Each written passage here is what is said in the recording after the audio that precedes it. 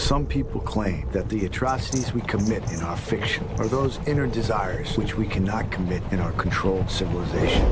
So they are expressed instead through our art. I don't agree. I believe heaven and hell are one and the same. The soul belongs to heaven and the body to hell.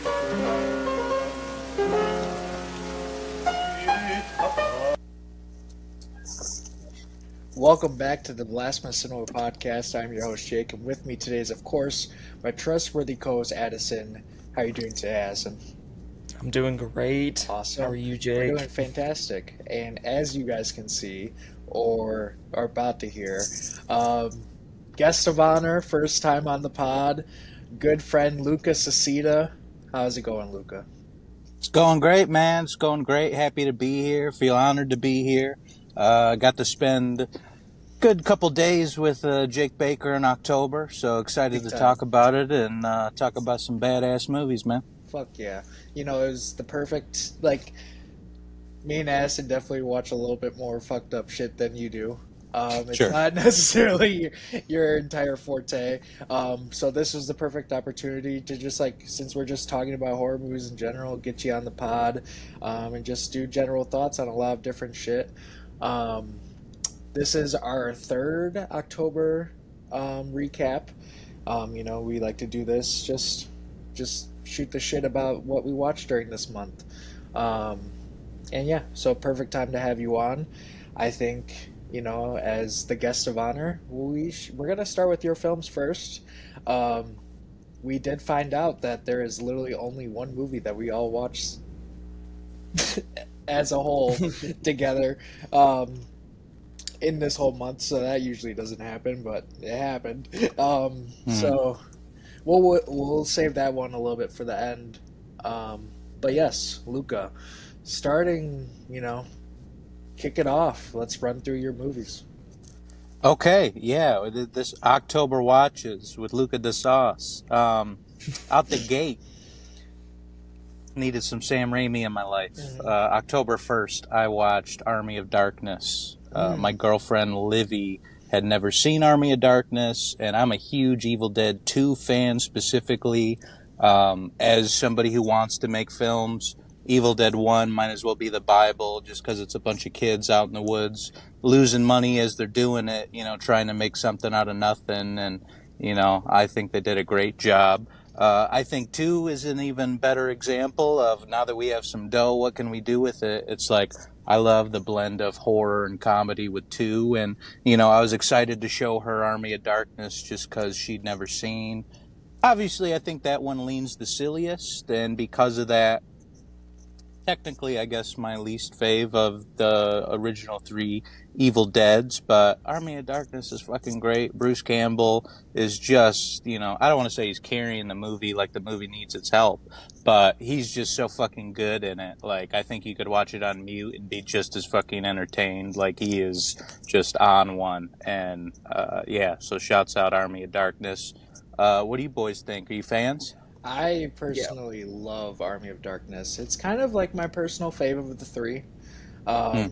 So yeah, I'm head over heels about it. I just have a blast every single time with it.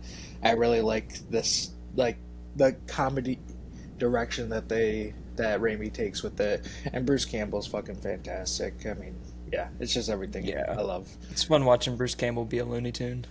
Yeah, totally. Exactly. Couldn't agree more. And he just gets it. It's hard to ride that line between horror and comedy. Not many people get it right. Yeah, I think it's really hard to nail that. That's just a very specific tone, and a lot of times we bring up these combos of directors and actors. A lot of times people get very serious with De Niro and Scorsese, but dude, I think you could say Bruce Campbell, Sam Raimi, easy. Frankly, those are just the boys, and whenever they're together, you're gonna get good shit. Whether that be in a horror setting like Evil Dead, or even just a cameo in the Spider-Man trilogy, it's just always a good time when Bruce Campbell and Sam Raimi get together. So, yeah, shouts out Army of Darkness big time. Thumbs up from me. Oh, yeah. Love it. To keep it rolling, I'm only human, man. I need my Sam Raimi. October 3rd, I watched Drag Me to Hell. Ooh, haven't seen. Haven't seen. Haven't seen. Haven't seen. Jake, That's a good one. you have to. Yeah. I'm telling you, you have to watch this shit. A similar situation. Livy hadn't seen Drag Me to Hell, and frankly, I just thought that I could piggyback the picks. Just saying. Yeah. No, I love Drag Me to Hell. I think Drag Me to Hell is super fun, and it's kind of like a fuck you movie because it comes hot off of Spider-Man 3, which we all know, studio interference heavy, not exactly the movie he wanted to make after, frankly, just making one of the best fucking things I've ever seen in my life with Spider-Man 2. I think he is a little, I've heard him speak in interviews about how he's sad, man, that Spider-Man 3 didn't work out. And to me, I still think 43 or 45% of that movie is awesome. There's just a lot of messiness going on there. So I kind of got to pick and choose the moments that I'm loving with Spider-Man 3. But to get to Drag Me to Hell, it's like, that's like him being like, okay, I'm going back to horror and it's going to be fucking crazy. I love Justin Long. It's got Justin Long in it. I think it's got a ending that will punch you in the face. Definitely just a good time. Honestly, it's a wild movie, like crazy fucking experience. Like if somebody's mom said that, let's watch this one, honey. I would think that that's hysterical. Drag Me to Hell is crazy. Worth it. Definitely thumbs up from me. Jake, what the hell, man? Haven't seen. I know. What's going on, man? What's going on here? I don't know. I'll defer to Addison. Yeah, what kind of blind spot is that, dude? How have you not seen Drag Me to Hell? It's rough. It's rough. I just Definitely think is one you'd of the like all-time it. endings. You would definitely like it. Yeah. I'm excited. Yeah, to watch obviously, that. no, I'm not going to spoil that because it's so good that you deserve to, feel that for the first time. But, dude, go have a blast with Drag Me to Hell.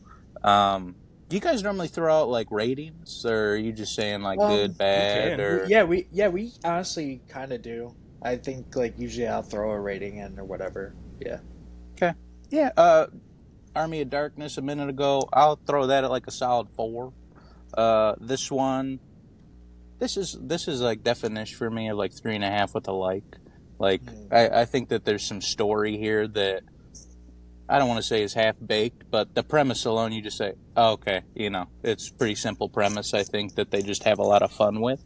But even though I'm giving it praise, let's take it easy. It's not fucking Evil Dead 2. It's not Spider-Man 2. This is like a 3.5 with a like for me for sure. Then, next movie on my list, I watched the first VHS. Now, I haven't seen these. I am a sucker for anthology type stuff just because, again, I am somebody who tries to make films, and at this level, a lot of the time that's short films. And with students, even at Rock Valley where I work, I'm teaching people video and audio production, so I'm just seeing a lot of short films. So in an anthology, I kind of just get short films that are stitched together. And so VHS was kind of, all of them, frankly, are a blind spot for me. I know some of the names attached. It's like I see Ty West, I say, okay, I'm going to see what that's talking about. Yeah, I thought it was okay, if I'm being honest. Again... It feels like it's from a very specific era. It definitely does. that I don't love, I would say. And if I'm being really honest, I really didn't fuck with like the opening, just showing them be rebellious just for the sake of being like, these are some troublemakers. It's like they're flashing, like purposefully flashing people, and honestly, it was kind of like somebody trying to give me. It's not as extreme as this, but like it reminds me of Clockwork Orange, like bold opening of some troublemakers. Oh. It just kind of sets the tone, and it just felt like a weird choice because it's like, I don't want to say simple premise, but it's like, okay, we get to this house and find these VHS tapes. It just takes a minute to get there, and I just think in a shorter amount of time I could have gotten the same knowledge of, oh, these are some bad dudes. Without needing all of that bullshit at the beginning for me personally. In terms of the VHS tapes within the movie, the first one might be my fave. Which one with was kind that of one? a little vampire thing going on. We're in the motel, Oh, dude, that multiple one couples there. rocks. That one Awesome, rocks. awesome. And specifically the very end, just some images that I can't get out of my head. Like Dude, the really, really stairwell cool shot. shit. The stairwell Yeah, shot I'm is talking when they insane. start flying and you're looking Yeah. at like, dude. In general, it's funny. I think, maybe this is just personal bias because of what I'm telling you with the student films, but brother, every fucking year I just get found footage after found footage movie, and the found footage shit fucking kills me at this point. So I don't know. We have our, I think of it like food. Yeah. I don't like found footage like that, man. It's like maybe there's a meal where it's cooked up and I'm like, you know what, this is cool. But in general, it's like, I'm not getting that if I'm at the store. And it's funny watching these because that's really what they are, is like found footage things. But I like that first story a lot. The Ty West story of like the couple, and there's the chick outside that they think is maybe following them a little bit, which has a very strong ending as well. That story, thought it was fucking like, I thought that's one of those where like Is the it the last one 5 where they're minutes on- makes the whole thing. Is that where they're on the trip and they're staying in the hotel and stuff? Oh, dude. Yeah, that's also like There's some a crazy... lot of like motel stuff. Yeah. But yeah, There's so some like crazy when imagery in that shit, and it totally, goes like hard. dude, that's one where it's like in the last 5, it kind of brings the whole thing together. Where like I'm watching, I say, okay, maybe step down from last one, but where's this gonna go? And then I was pretty pleased by the end of it. So that's the Ty West one. So it's like I like those. You know what though? I didn't like the other ones like as much in it. It's kind of like as it went on, I don't want to say steep, yeah. Yeah. That's kind of where I was at, where it's like I guess I liked half of it. The other half I didn't like so much. In general, just of when it's set, I'm like, I bet I could throw in another one of these and maybe enjoy myself even more. Like, so I guess it was good enough for me to be like, boom, I'll throw it 3 stars just for the sake of me liking some horror movies and being surprised that I find some found footage that I get down with. But if anything, and I think to be a badass artist, you got to have a little confidence. And I felt ultra confident after watching VHS. Because I just, yeah, you feel not, like not you the can best do some shit. you feel like you can do some of this stuff, and yeah, for sure. Yeah. I'm not gonna say that, but but I think that there is work to be done there for sure. I hear VHS 2 super cool. Yeah. So, are you two fans of VHS, or what's the vibe? First VHS is like, I totally feel about the same with you, especially with like some of the weird troublemaker stuff that just doesn't feel like it needs to be there. I mean, it's like once we're at the house, it's like, whatever. Yeah, they're gonna explore the house, but it's like, yes, I don't know. Yeah, I don't know why we needed the whole intro to get there, but whatever. So I enjoy, Like that to me is like you could easily trim the fat, and we're maybe half a star better easy. Yeah, I enjoy the first one a decent chunk, and I think essentially just after the first one, the quality just goes up. I haven't seen past VHS 2, so I still have some blind spots in the franchise, but at least There's a lot of these, so I we know. instantly are. And they're not stopping. Come on, And they're not stopping. They're not stopping. Come on. I know you said that there's only one movie that we've all seen together, but Jesus, Jake, what the fuck, man? I thought some of these. Well, so I don't know. All of one movie that we've all seen this month. Yeah, I know. Okay. Okay. I just can't believe you haven't seen past VHS 2. I mean, I didn't think they got good till 94. Like I don't like Oh, I don't like, Like, how 1, ma- 2 or viral. Oh, How interesting. many are there? There's like There's like Oh, yeah. 90. There's 1, 2 viral, 94, 99, 84, and now beyond. And I've seen all of them. And Obviously. 94 is my favorite. So you're not a fan of 2 either? Okay.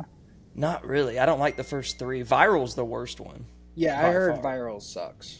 Yeah, but Beyond and 94 are probably my favorites, and then 99 and 84 are like mid tier. Okay. Also, with horror movies, I feel like I'm a little looser on the grading scale. Yeah, it's It's just fun. Well, it's just funny because you watch VHS 1. And I'm only speaking for the first one. This really isn't a big deal at all. It just makes me laugh because I am dealing with files and, managing footage and shit. And it's just funny that, like, one of the shorts is, like, a webcam. And I'm like, so wait, how we went from webcam and burned that onto a VHS tape? Yeah. Like, I'm just trying to think of what I'm just trying to think. I'm like, what would we need to get all the way back? So what, you screen recorded your webcam and burned it onto a VHS? Brother, hey, I don't want to open up that can of worms because, hey, especially with this shit, I'm a John Carpenter guy. I'm not thinking too hard about anything. Let's throw some blood on some shit, but that's just one of those that makes me laugh. Yeah, that just makes me laugh personally. But, okay, we got VHS in. By October 8th, I said no more fucking around and threw on American Werewolf in London. Got to. I'm a werewolf boy. Jake, let's see the Jake's tat. baby right there. That's Jake's baby. Let me see it. I can't. Yeah, man. I don't know. I just like a black splotch on the camera. I'm in a weird spot where I can't really show it off, but hey, we saw it. I could see it. I could see it for sure.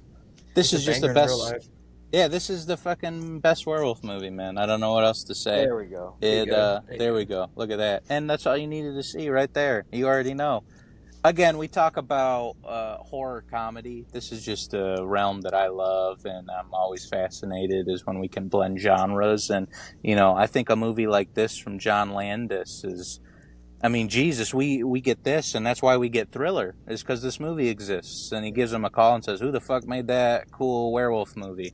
And you're like, dude, this is a movie that inspired, I think, Edgar Wright, every fucking Edgar Wright thing. It's like, I just think the tone itself is super fun. Jack is an all-time supporting character for me. Oh, big time. I could just, best werewolf transformation. Love story's a little thin, but for the runtime, I mean, I don't personally think that really like their relationship. I really like their relationship. I think they have good chemistry. It's just, I mean, Jesus, dude, he's like moves in with her, and they've known each other for like, you know what I mean? Yeah, it's like, I get you for sure. To say it moves fast would be putting it extremely lightly. But hey, I can sit through that, and it doesn't bug me too much at all. Soundtrack even I think is super fun, and this has got definitely one of my favorite like cut to credits, needle drops, all time. The whole ending just is insane. I think that John Landis was able to get away with some crazy stuff. It's funny I say it, maybe even a little fucked up that I said that, but I just think about the Blues Brothers, and you watch all the cars flying from the fucking air. You watch all that shit. It's just anarchy. Like the end of the Blues Brothers is just insane, and he brings that energy to the end of American Werewolf in London. And you know what? I'll bring it up. It is elephant in the room. It's just interesting to think what he was wanting to do after, fucking killing somebody on set. But, yeah, it's like, it's just an interesting movie that I hold a lot of praise to. But just to even think of the context of when it dropped in his career, it's just one I always revisit and find myself wanting to learn a little bit more and more about. Jake, let me hear from the man himself, though. American Werewolf in London. Like, not only does this movie, like, fit right up my alley, everything that John Landis does, like, set out to do in this movie, works. And works at a high level. There's literally, I don't think, like, he fails at literally anything. So, for me, like, it's perfect for me. I think he has a clear goal in mind with a lot of the direction and writing he wants to go with, and he succeeds at all of it. That's how I feel. Very nice. Addison? I like it. I mean, I think it's good. Definitely one of the all-time transformation sequences in any werewolf movie. Yeah. Like, I mean, it's like all practical, and it just looks great, and it looks horrifying and painful, and that's how it should look. Yeah, like, that's the thing, too. It's like, it does, like, the performance and how it looks sounds excruciatingly painful, and I think that definitely counts a lot when it comes to werewolf transformations. Definitely one of the best endings also. Like just a cold ending where it just cuts off on you and it's like, that was perfect. Yeah. That's exactly how you end something like that. Yeah. I'm with you. I think the ending rocks, and if we're, while we're on it, I'll just bring up the fucking like train subway sequence, which is basically in any horror movie, I'm interested in the chase. Love the cat and mouse aspect of a lot of horror movies, and that's kind of the moment for me of this dude just running for his fucking life. The only one in the subway, of course. Yeah. It just gives me one of the hardest images that I feel like I've ever seen in my life. And you know what? I'm a Jaws man, so if you barely show me the monster and just pick your moments, it works very well for me. And American Werewolf in London, I think, does that beautifully. And the moment that you see at least half of the wolf, like at least for more than fucking, it is short, but you're getting flashes early. You don't really get a clear look at the thing until this one specific frame. And yeah, man, that could be a tattoo in the future for sure. Yeah, Hell the yeah. Jaws theory. That's the best way to do it. And the surrealism in that movie too. The dream sequences are amazing. Like with the whole family getting gunned down and all that. You say Wild. Nazi It's so werewolves, visceral. instantly Yeah. I'm in. So Yeah. visceral. Such a Badass. great. I remember when I first watched that because Jake told me to watch it, and that it's scene came on. And I so- was like, "What in the It's world?" so shocking. Like, Fucking hysterical, dude. yeah. It works well though. Honey, can Yeah. you get the door? Yeah. Like fucking insane. The image And of I tell you, the Nazi werewolf, like about to slice his throat, is Yeah. insane. Great awesome, stuff in there. badass. Like, love American Werewolf in London. Definitely one of my faves for sure. There's another werewolf movie that I'm quite fond of that maybe in my rankings of my heart. That's like my personal fave. I'm just gonna go out and say that American Werewolf in London, though, is the best one. That's the best one. Everyone's trying to hit that. Is your personal? He's bringing up Silver Bullet in. Yes, he is. Is it up hey. next? No, it's coming later. Okay, it's I later. saved it. I saved it. Okay. That's me saying, what day is it? Not close enough yet. Okay, I'll get to okay. it. And the context of watching it is even funnier, so it's worth the wait. Awesome. October 10th, Terrifier 3. Yep, that is the film that we've all watched this. Yep. You want me to wait? Yeah, I can pass it. Yeah, let's pass it. Okay, now things get interesting. This looks like a weekend that I spent with one Jake Baker. Weekend of the 11th, 12th, 13th. We got to work, my friend. Let's start it off hot, deep red. Oh baby. Holy fuck. Holy fuck. The first time I watched Deep Red was with Addison when I was down in Georgia, and It's a banger. the reaction that you had to Deep Red, Luca, is the same reaction that we had to watching it the first time. Honestly, couldn't believe what we had just watched. There's just so much good shit in this movie, but It's a banger. Yeah. I honestly, a blind spot for me is a lot of Dario Argento stuff. It's like I love Suspiria. I'm lucky enough because of Jake to say that I've seen Suspiria in a theater with Goblin performing live. Yeah. So, Heck yeah. after that, I'm like, yeah, brother, I'll sign up and watch any Dario. It hasn't happened, yet. But yeah, we visit Jake and he says we're watching Deep Red. No ifs, ands, or buts. Yep. I said, say less. And my I'll mind go was watch it, blown. too. Was fucking mind blown, man. Like, it's not one where all the way through I'd be like, holy shit, that was perfect. But the stuff that's on is so fucking good. I literally can't even breathe. I'm sitting there, I'm like, no, I was high as shit, but dude, I couldn't believe what I was watching, man. I love a mystery too. I'm a Scream fan, so when you are teasing me with a mystery, I say, okay, who the hell, what's going on here? And it's just such a bizarre movie that's it hits a lot of different tones. Sometimes it feels like I'm watching a soap. Yeah. But then, guess what? As soon as we're onto the mystery, we get some it's Goblin doing the soundtrack. So it's like the music kicks in as soon as we're on the trail. It's like there's just some beautiful filmmaking on almost like every area of the movie. I really thought that it was fucking badass, if I'm being honest. And I'm still a Suspiria guy, but dude, if that might as well be 1B. And if he's cooking at that level with everything, I don't even like my rankings instantly have to change. That's all I'm saying. He's not at that level with everything. I'll tell you now. I mean, shit, dude. I mentioned Carpenter earlier. It's like not. There's nothing that's the Thing in Halloween for me with him. Argento has some pitfalls. Okay. At some point, like Luca, I definitely want to show all of you guys Dracula 3D.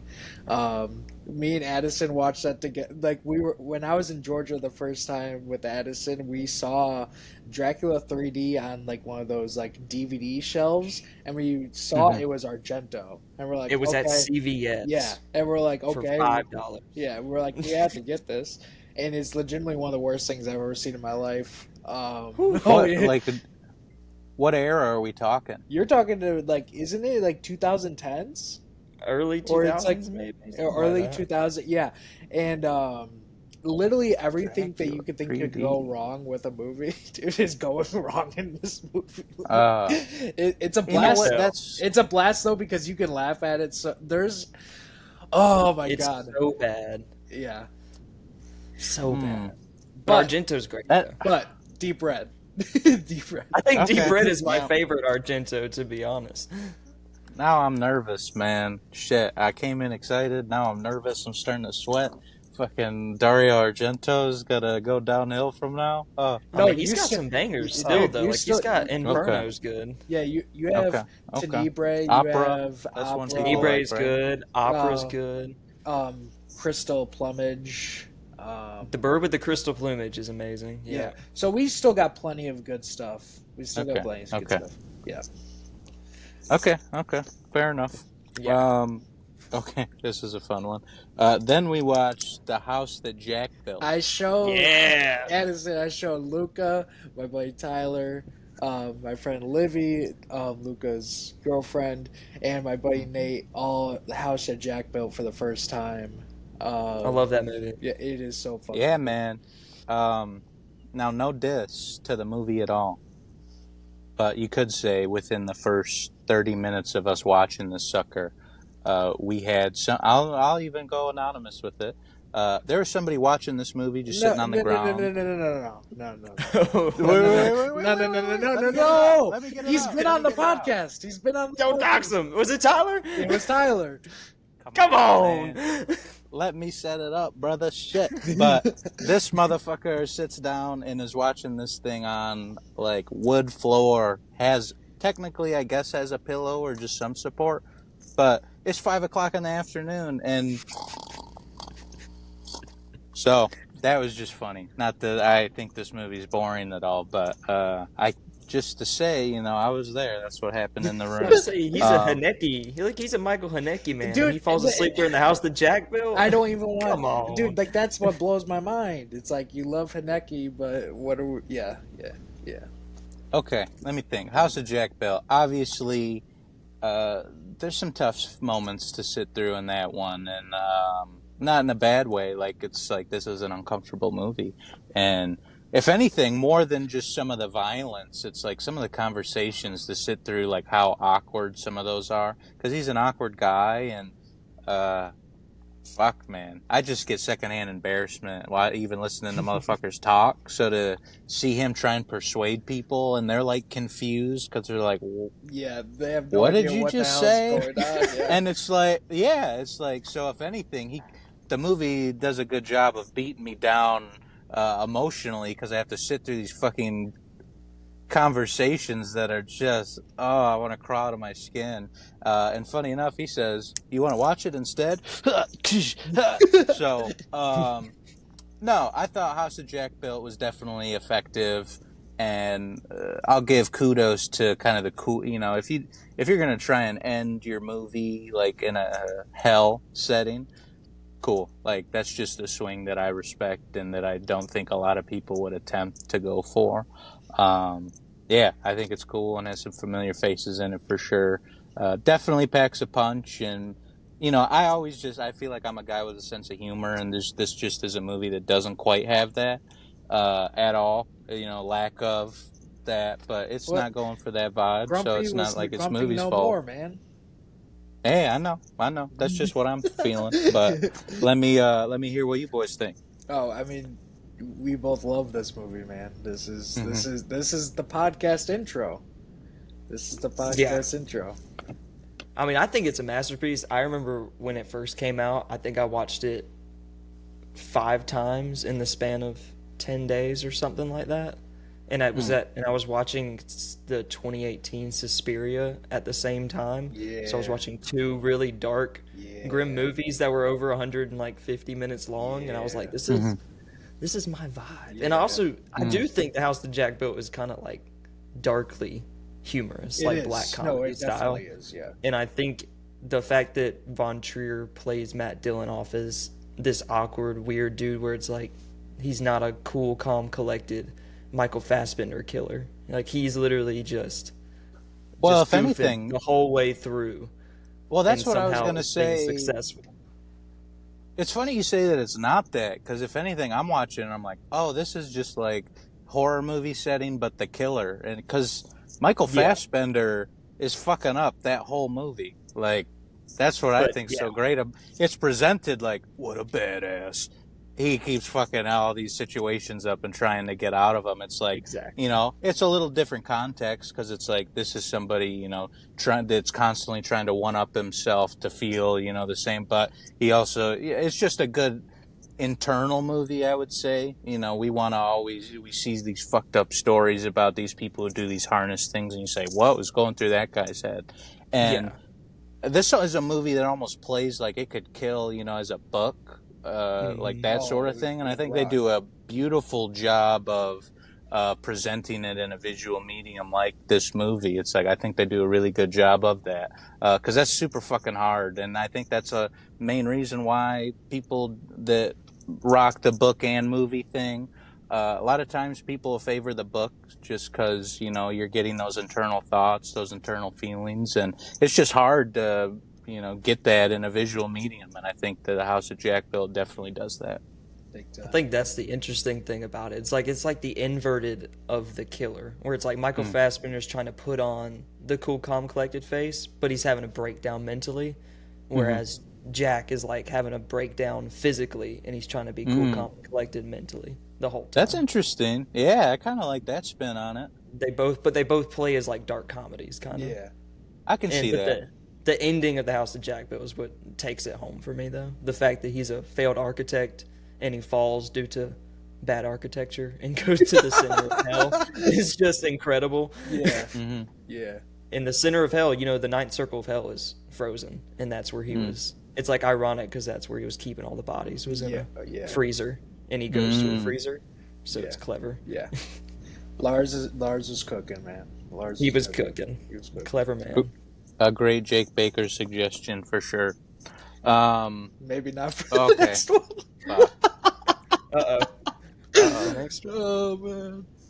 Oh boy. Okay. So all right. I don't even. All right. I don't even want to fucking talk about this fucking movie, man. But What movie is it? Like, straight up, the most power we have is to be able to talk about these movies and extend their lives. I don't even want to fucking do that for this movie, straight up. But Jake made me watch the Fright Night remake, which is ass and has been ass since I watched it when I was fucking 10 years old. You're absolutely right. Yeah. So let me give strong. I wasn't even 10 when it came out. I was like 13. So, but as a Fright Night lover of the OG, like fucking love Fright Night, I couldn't have been more offended. I said, what the hell am I looking at? It's bad. So when I was 13, I thought Fright Night remake was very good. Come on, No, Jake. so listen. So I remember watching it numerous times, and there was a huge gap of years where I hadn't watched it. So I had just that pre-context notion that it was a good movie. So there was a long period of time where we'd bring up Fright Night, and I would be like, yeah, it's like. It's a good movie. It's almost close to the original in quality. Look at this man. It looks like you ruined him. Oh, I did. What have you done? I did. This is how I looked watching the entire fucking thing. Oh. But what I will say is that this motherfucker starts. I'm talking first 10 seconds. What do I hear? Didn't love that. That's Jake. That's Jake saying that. I say, brother, are you fucking kidding? That was just the credits. In the first 10 minutes, he says, I didn't know ball. I'm sorry. It's just been built up for years in our house because we've had the same fucking argument. And I'm not gonna let it get out there, but I'll just say I have some crazy video footage of Jake saying Fright Night Remake better than maybe a movie that won Best Picture in the last couple of years. Wait. What movie did you say Fright Night Remake was better than? I'm just saying, because I know that. What movie was it? I'm not gonna do this to you, man. This is your podcast. Expose him. Yeah, I know, not at all. I just personally am a big fan of Everything, Everywhere, All at Once. Oh. You said Fright Night Remake was better than that? Apparently.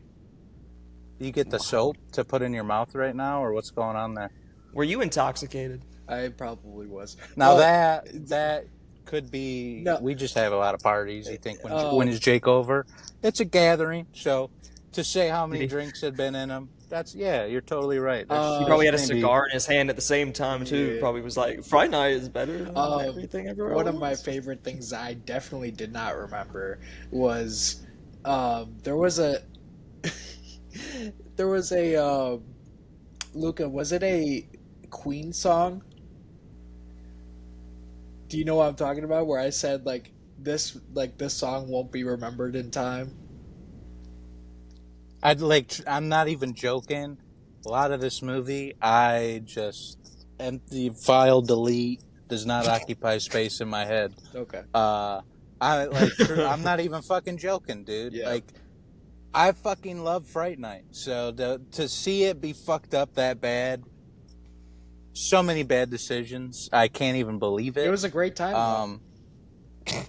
You want me to get into just what the things I don't like about it, or should we just move on? Well, everything's I know we got terrible. a lot of movies to get through. Everything's terrible. But between me, Livy, and Nate, we had a blast with this movie because it was so bad.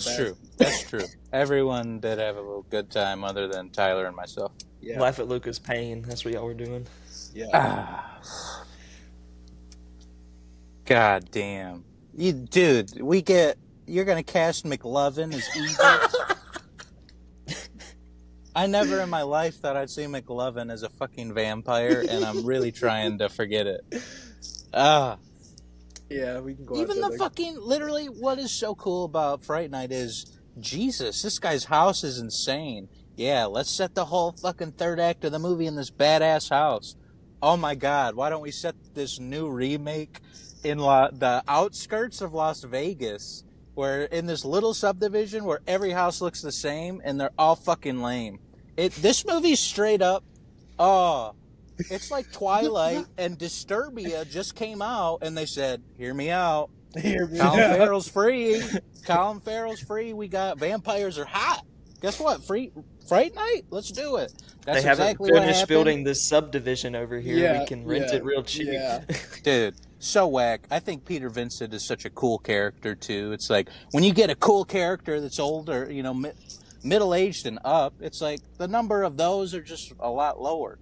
So to make Peter Vincent a young magician in the Vegas scene, I thought was fucking lame as hell. I like that he's a campy old host of a horror show. Yeah, if I'm a kid, it's like, this is literally the only fucking dude that I could think of that would be on my side just because he's around vampire shit every day. It's like, I buy that.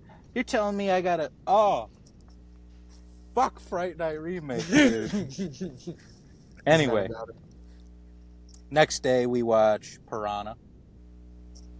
Piranha a lot. I'm a Jaws guy, so you give me B-movie ripoff, I'm instantly intrigued. So that means I'm a Lake Placid fan. Recently just watched a 1980 film called Alligator. Fucking loved it. Robert Forster. That's what I'm talking about. Give me a movie that deserves a 6-pack of beer to come with the ticket.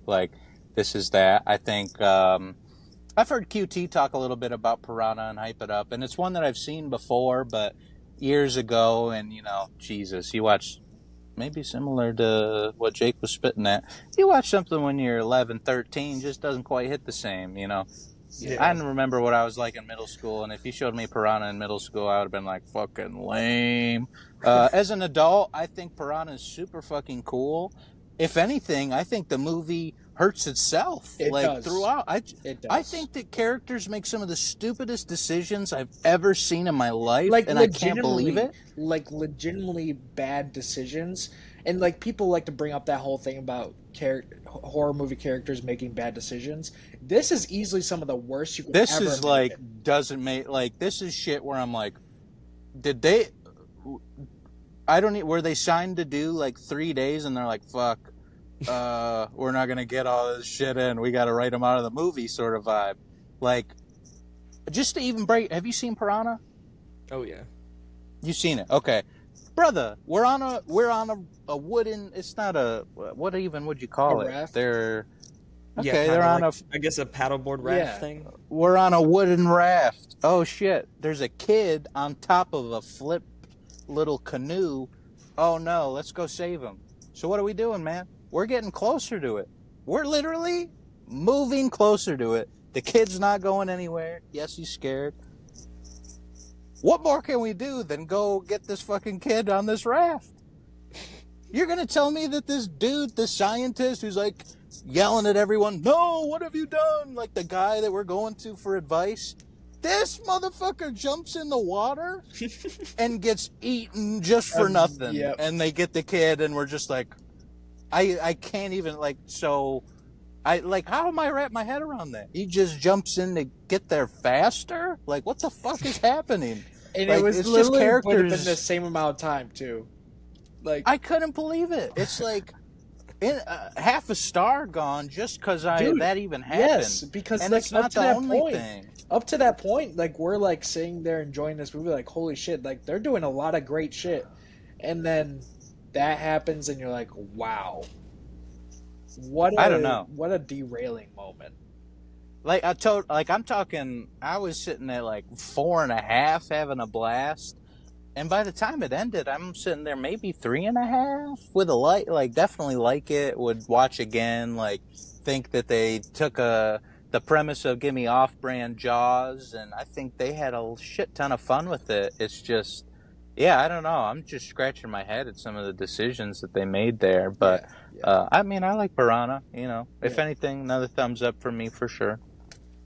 Okay, man. So we get back from, this is the same day as Piranha. We get back. I convinced Livy, Rick Baker, let's watch the 2010 remake of The Wolfman. Yeah. I just had to know. Again, and you're going to hear it. Benicio. Yep. This is an interesting one.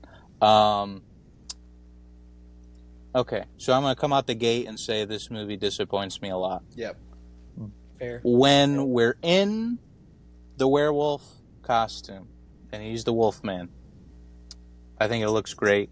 It's maybe one of my favorite werewolf designs, if I'm being honest. It's I'm just an OG. I love the Wolfman, from back in the day. So to give me a modern, a little bit more gruesome take on that look, fuck with it heavy. Very much love it. The score, I think, is pretty good.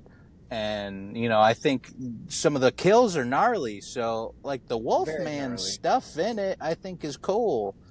Where you lose me is, on paper, I say yes, but it feels like Benicio del Toro's miscast in this. Emily Blunt is technically in this movie, but, she's not really that involved, and that is the love story aspect of the movie, but she's the wife of her brother that just passed, and that's why he's hanging out. It's just a weird dynamic that I'm not even rooting for the love story, and it's I don't know, at first you present it and it's okay, it's not, in my head I'm okay, it's not gonna, they're not gonna play the typical romance thing here. That's the fucking wife of his now dead brother. And no, of course we go there. I think Anthony Hopkins is chewing it up in every scene. He just, I think that he's in his bag. You give him a monologue, he's going to chew it up. So, I like him in it. I think he does fine. Although it's funny, he just feels like the most aware of what they want in the movie. And he's giving you it. And it's like he's cooking whenever he's around. I think Hugo Weaving in it is like the detective that's brought in to kind of save the day sort of vibe. It's like, I think he is great, and if anything, wish he had more time in the movie. It's just, it hurts me to say that the transformation scenes are all CG. Yeah. Although there's even kind of an iconic one that's fun, and we go through London. It's like, I'm just never going to be pro CG werewolf transformation, man. It's like, as somebody who maybe wants to make a werewolf movie one day, I'm telling you right now, half that budget's going to the werewolf transformation because it's important to me. Yeah. It's important. And if you fuck that up, I'm instantly like, And I think that in that, so Benicio's like an actor in the movie.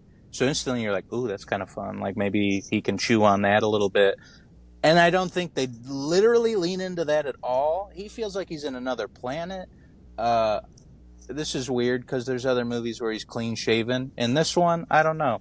It's just, the vibe is off always, unless this motherfucker is the Wolfman. Yeah. So it's a weird one. We were talking about Spider-Man 3 before, where it's like, oh, there's some stuff that cooks, but this is a mess. This is kind of like that for me, where it's just, I want to like it. It's the Wolfman, but they just don't help themselves. So I maybe am going to go 2.5 with a like. Yeah. I think you do get a little werewolf on werewolf fight action, and that could get me to a 3. But too bad I am so fresh on the watch that, fuck that, 2.5. Boom. So this one was actually a situation too where when it came out, I really liked it. Really liked it. Watched it multiple times. Got into college and decided to rewatch one October, and I was like, holy fuck, there is so many issues with this movie. Pacing, awful. Terrible. Script wise, there's a clear middle section of the movie where it splits into 2 halves almost, and they decide to retread on some same plot points that you already did in the first half, and I'm like, how does this even happen?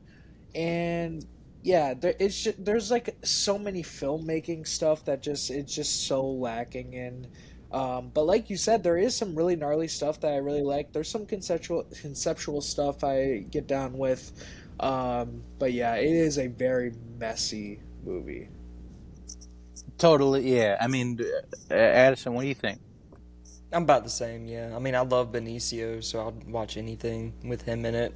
And it's just one of those things where it's like, why in the world is Benicio not cooking in this? Yeah. I mean, it's just one of those things. It's regularly something I see, because I even watch old Benicio movies, like Excess Baggage or something. It's like, he's doing great. He's killing it. I know that this movie was in development hell, so to me, it just screams poor direction, man. Oh, it's like part of that is getting the performance out of somebody. It's, getting the tone down. I just think that this movie's a fucking mess, but I'll give it, a few, the climax of this movie, I think, makes the whole experience worth it. They rock kind of the big moment of the movie. Even the whole end, I'm a sucker for a chase, and they give you one of those through the woods. It's like, I think that the last, 25, 30 minutes is pretty fun. Isn't it sure. If my memory is serving correctly, isn't it doesn't it feel too long too? Yeah, I mean, they could have easily trimmed that movie. Yeah. It's a fucking boring movie, man. Yeah. I'm sorry. It's a boring movie that when the werewolf shows up, it is trying to forgive and let me forget all the boring shit I had to wait to get there, and I don't know. I don't think that it quite lived up to that, but I'll give it the last 20, and that's just a pet peeve of mine. If the ending of your movie's the worst part, we got a problem. This isn't one of those. I think they do. I feel that. Yeah. Next, I watched. This is a first-time watch. I watched A Cure for Wellness. Have you guys seen that? Yes. Dane This is Dane Verbinski? DeHaan. Yeah. Now that's a movie that is way too fucking long for no reason. Yeah, I fucking hated this movie. I'm not even joking. I like the Pirates movies. I like Rango. I hear that he's doing a horror thing. It's got Dane His DeHaan Rain and Mia. remake is good too. Well, dude, it's got Mia Goth in it. I'm sitting here. I'm like, fuck. Why haven't I seen this? And Tyler picked it for movie night, and I felt like I was melting in my fucking chair. Like, it just was not good to me, man. It like, feels it's one of those movies that feels pretentious. Honestly, it just I mean, felt yeah, like it's like your mom saying we got Shutter Island at home, dude. Like, I did not like it, and it's even got just no got momentum. well, dude. Even what did I just say about like the ending of your movie? At least has to rock. Like, I'm willing to fight to get there if you're gonna give me a reward, and instead the reward is a fucking rape scene right before the climax of the movie. That you want to talk about something that goes on too long. I just couldn't. Why did we have to put that in the movie? Like, what the fuck are we doing? I don't know. Like, Awful twist too. Yeah, Like the twist of the movie with all Like- that ending stuff. It's horrible. I feel bad for Mia Goth. Like, Yeah. I feel it embarrassed really- for everyone involved. Yeah. brother, I'm with you. Like, it just put such a poor taste in my mouth. I said, what the fuck is this shit? I do think like Tyler it's fell asleep, so I oh, don't even know. dude, in his own movie recommendation, man. Hey, I don't know. That was It's like him. Verbinski's like only bad film. He was trying to throw us a bone, giving us some horror, and I don't know. Fuck all that shit. That's all I'm saying. Okay. Then now we're in. I swear I'm getting close here, close to the end. October 24th, watched Scream 3. Yeah. Max Burt came over. He's a big fan of Scream 3. We always kind of joke about. Originally, we were going to watch Rob Zombie Halloween 2. Max came over. We cooked dinner. It was kind of a whole thing. And I famously don't love Rob Zombie Halloween 2. I like the first. I like his first one a lot, and the second one's a swing, and I respect the swing. Doesn't work for me, and it just puts a sour taste in my mouth when you present like the best shit I've seen, maybe of the whole fucking franchise. The opening of Halloween 2 Is the most so gas fucking shit, man. gas. It's the most gas to shit. then you be can like, imagine. haha, no, that's not what this movie is. I don't know. Dude, it just felt like a fuck you, and then he goes and takes a big swing, and it just doesn't work. So we were gonna revisit because Max really likes director's cut ending of Halloween 2. By the time dinner was done, nobody was really in the mood to watch it. Max is like, listen, I like the ending. That doesn't mean I love that movie. So then it was like, well, what the fuck are we doing? We just spent hours making dinner. Let's watch something we like. We threw on Scream 3. Fucking love Scream 3. The Wes Craven ones specifically, love all of them. If we're talking horror franchises, maybe, just maybe, my fave. I love them, man. I'm a Scream 4 believer. Oh, Scream 4 fucking rocks. Yeah. Pause that thought because I'm right there with you, dude. But we watched 3 earlier in the year. Livy and I got to see Scream 2 at the Music Box. It was like it was so fucking sweet. They set it up like it was a stab premiere. So it was like we got to reenact the opening of the movie, going crazy. Like, it was they had actors come and recreate the opening, like, kills, like, and it was fucking sweet. That's cool. Like, legit. So, coming off of that, it was perfect. We watched Scream 3, and I think this movie is so much fun. Like, I think that those honestly all four of them are just great time capsules where, you know, the first one's mid-90s and that just comes with its own aesthetic and it's the high school movie.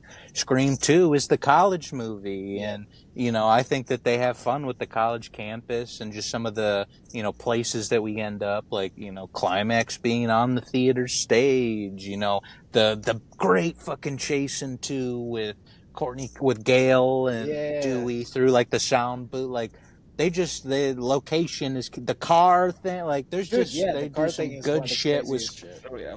I'm telling you, Scream 3 is a funny one because it just, again, early 2000s is not quite my vibe. You know, there's things I like in that time period, but I often find myself like as a kid, I was just, I come from like classic rock parents that are like, yeah. So when I was growing up, modern music was kind of lame. And think in grade school, what do people like that? So it was just an interesting thing for me to live through the early 2000s, and at home, I'm like, I'm hearing this is whack versus, you know, what maybe some of the kids that are feeling, you know, experiencing it for themselves. Not to say who's right or who's wrong, but I think Scream 3 encapsulates kind of some of those thoughts and just what time period it is. It's the Hollywood one. It's one that on premise alone, I think you could sell it to somebody because it's so fucking good. You say, okay, they're making a new stab movie in universe. What if the killer's killing people in the order that happens in the movie? Uh-oh, guess what? They've rewritten the movie 100 times. We don't know what script they're following. That's so fucking good. Say no more. It's so good. Now, it also has famously one of the worst haircuts I've ever seen in my fucking life. Gail Weathers, I'm sorry. What the hell? What did we do? What the hell? I'd be pissed. I'd be so mad.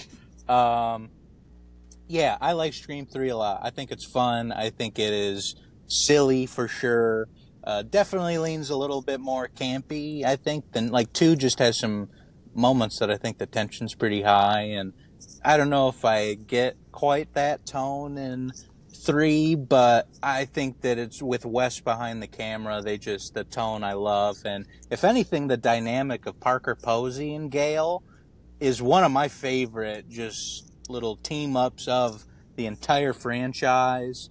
I just think that they have a lot of fun with that for sure. And this is a meta franchise, and for them to do the Hollywood movie and recreate the house of the first movie, I just think that it is, at least if you're not going to say it's like scary or as good as the others, it's like, I think it wins you back in different ways and being charming. What do you boys think? Yeah.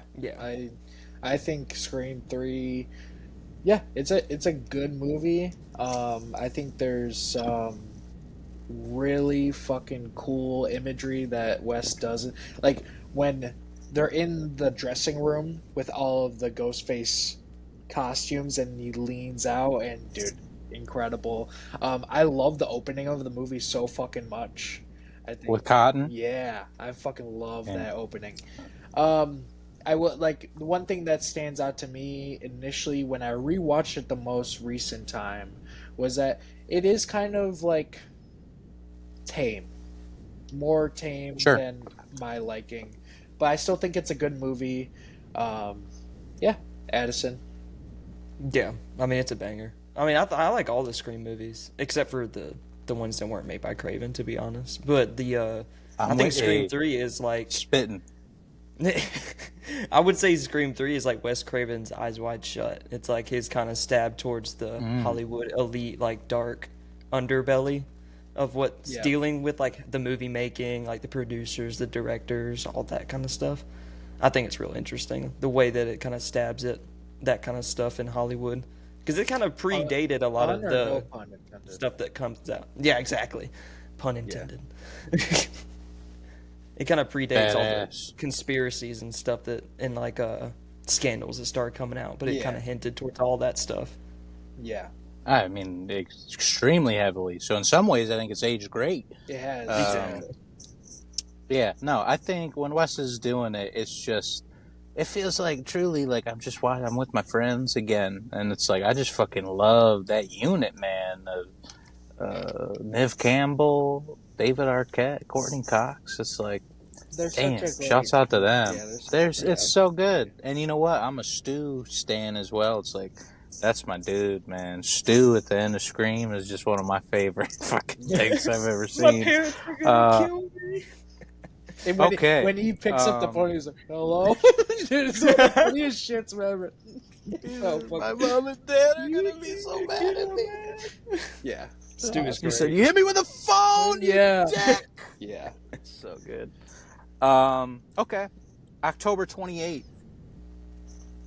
Little movie that you maybe never heard of. It's called Silver Bullet. Never heard of. It's a banger. It just so happens that the 28th was the week of Halloween. And what is that? It looks like movie night fell on me. Ooh. The week of Halloween. Yeah. So I forced everyone in my house to watch Silver Bullet. What's the motherfucker to do? I was going to rewatch. And as soon as I hear that somebody hasn't seen it, I'm only human. I had to jump on it. Have you two seen Silver Bullet? Yeah, it's a good one. Oh yeah. Okay. A great twist, also. Yes, very good. See point. that? I Oh, disagree in the interesting. sense that that's my problem. Is that I think they have a great twist and put in, or it's not even a twist per se. It's just who's the werewolf. Yeah. And I think they put in a good job of playing with that. And then they, to me, give it away with one of the more stunning moments of the movie. Yeah. Okay. Yeah. They do foreshadow it So- a little bit. I mean, brother, I don't know what more, like, as soon as that happens, I say, okay, so that's the werewolf. And guess what? That moment is so stunning. You know, bad, let's just say dream, for those who haven't seen, dream sequence, you know, gone wrong, I'd say. It's a pretty cool visual. But think about it, you know, we only really get one werewolf transformation of our main werewolf. And it comes later in the movie. And it's just watered down because I saw fucking 30 people turn into a werewolf at the same time. Yeah. So it kind of makes your big moment just land a little less. And because you did that dream sequence, I know who the werewolf is. What to put so much effort in okay, we need to look around town to see who has one eye.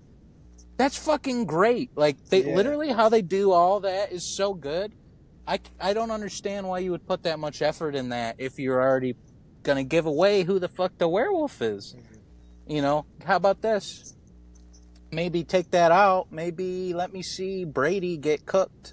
Like, in the book, that image of the werewolf holding the kite as Brady's running away looks fucking unbelievable. And I want to see more of what that's all about, my man. Yeah. So, if anything, I just think that it's a pretty solid werewolf movie. Like, American Werewolf in London, I think, is a lot funnier than people expect. So going in there expecting a werewolf movie, expecting to be scared, and the tone, I think, shocks people. Silver Bullet's more A to B. You know, like, this is, I think, what people would think of a werewolf movie. Yeah. You know, where we see the moon. You know, we're seeing they just.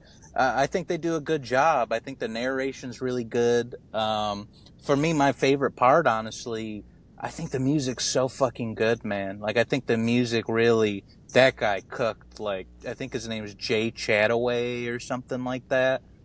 Just really, whole thing comes together because of him. And, you know, I think Gary Busey's fucking great in that movie specifically. Like, Uncle Red is a legend. I think, again, the ending of the movie's fucking great. Like, the climax on Halloween night is fucking great. It really sings to me. This is one that my family has loved since I was a kid, so I'm just nostalgic for it. And, you know, I love it so much, I've probably seen this shit 200 times. I'm not even joking. And I love it so much, I know what I would even change about it when they call and say, are you ready to make a werewolf movie? And I say, yes, here's my idea. And they say, it's got to be a remake. Are you kidding? We're in 2024. And I say, okay, let me remake Silver Bullet, motherfuckers. Let's go. So, again, shouts out Silver Bullet. Huge fan here. Could talk about it till the end of time. But, yeah, we only have so long for a pod. So I'll leave it at that. What do you boys think? You know, anything you want to add? Adding? Legendary with poster. Silver Bullet? Legendary poster. Looks so VHS good. case specifically just looks good. It's like a wall art kind of poster you just want to hang in your house. You could say, as we speak, in the living room. Oh yeah, it's there. On the wall. On the wall. It's there.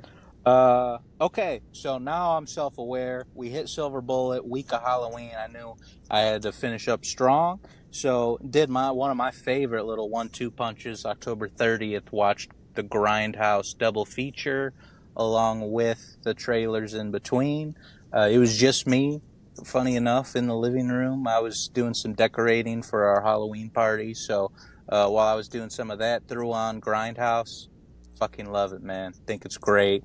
Love Tarantino's just my fave, so what's the motherfucker gonna do? Robert Rodriguez, we get along great. He's somebody that. Well, dude, it's like he's somebody who, I'm gonna go make some fucked up horror movie, but then at the same time, he's like, I'm gonna go make Spy Kids. Like, I love that he can, say, I'm gonna do a kids movie now.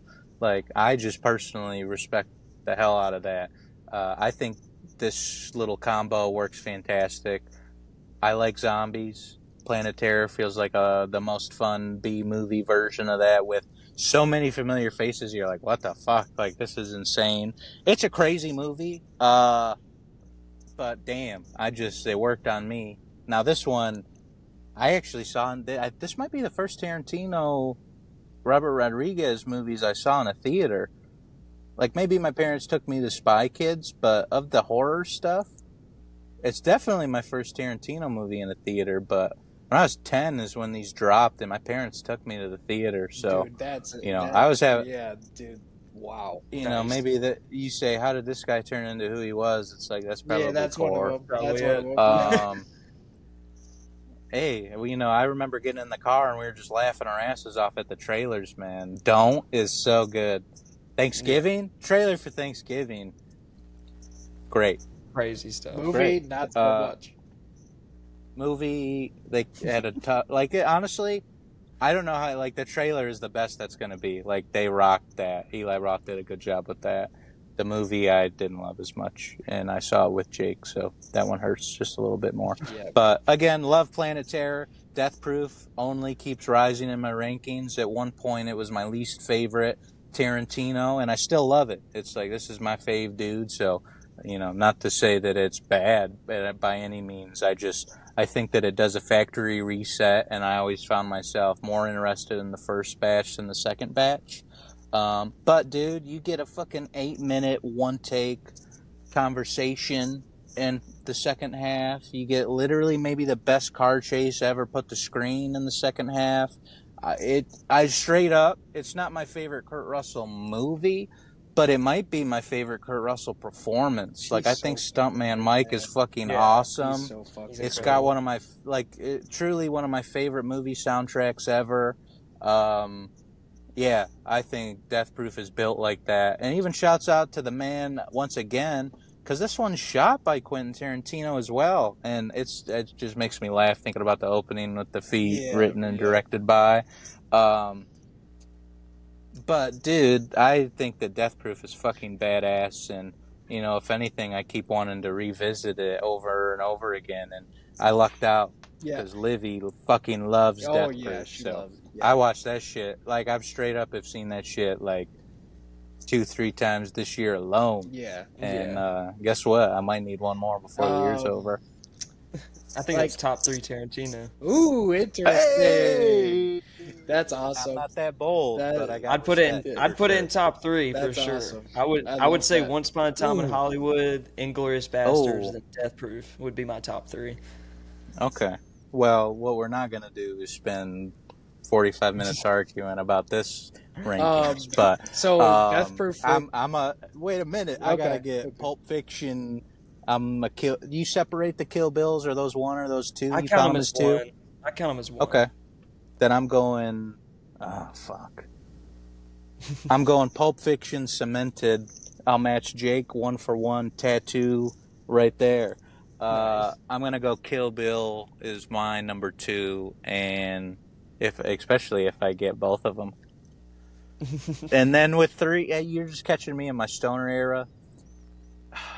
I gotta go with Jackie Brown, man. That's a good one.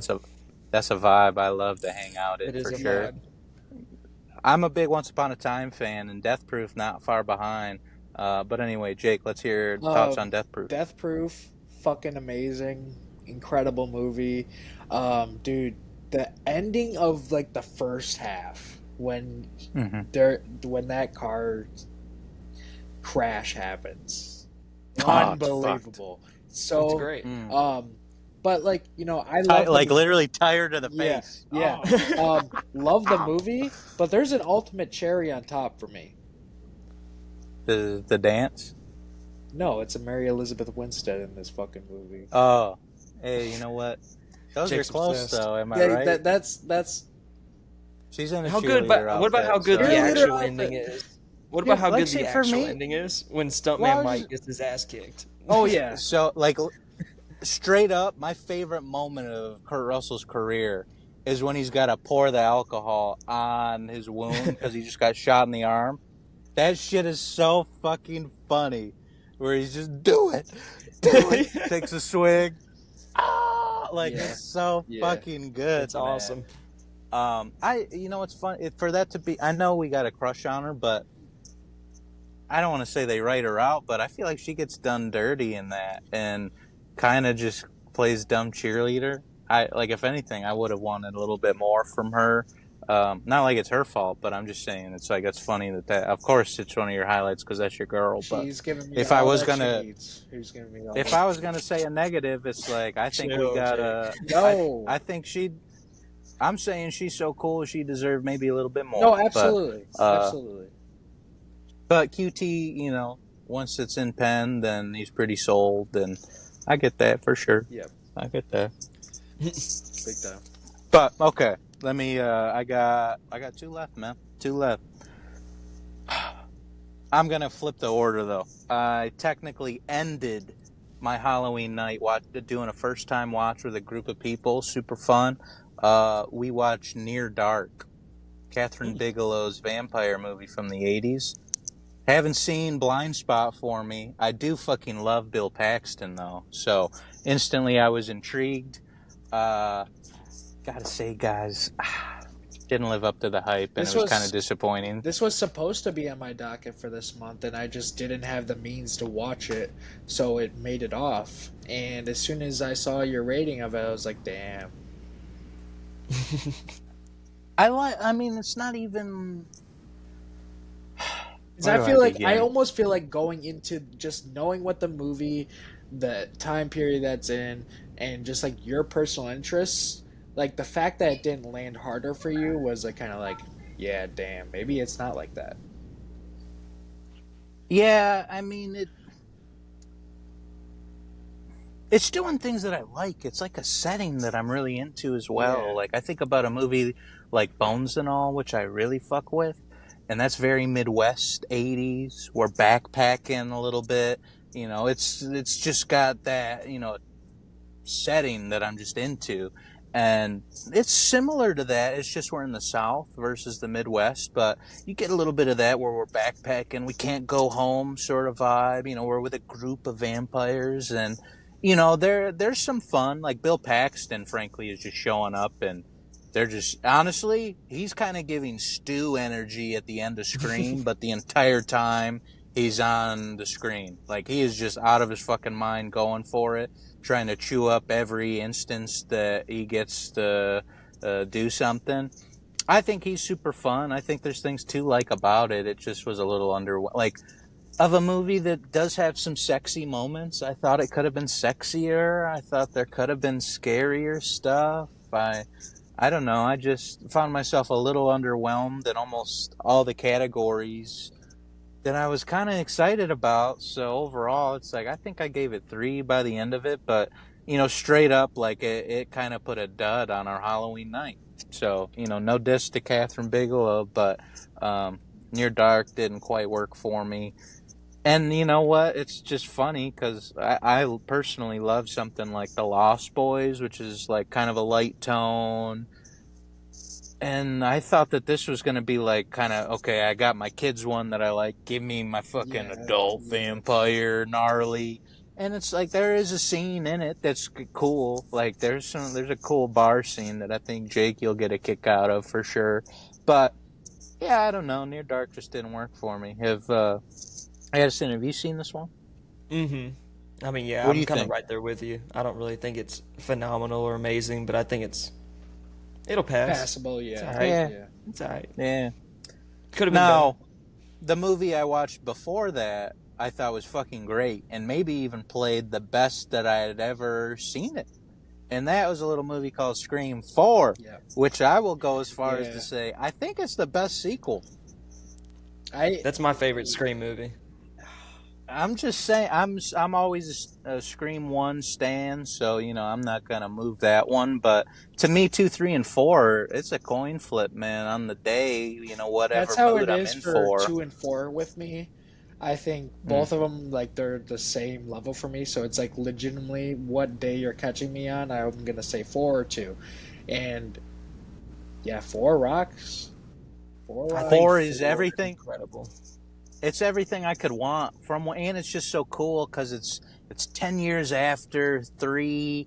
It's just a different time. Now we're in the digital era, not that that's not digital as well. I think that's right when we're getting there, but regardless, 2011 is just now I'm almost in high school, and I caught that in the theater, and that was just a big deal, and I liked it. And for it to be Wes Craven's last movie, I think is badass and Yeah. a fucking mic drop. Personally, I think Definitely. it's awesome. I think we have a fun, kind of crazy opening, Oh, but the I think rocks. immediately, it like you get such a showdown between Sydney and Ghostface early to show that she's a fucking badass and a half. Like, she's gonna confront this bitch. She's not worried.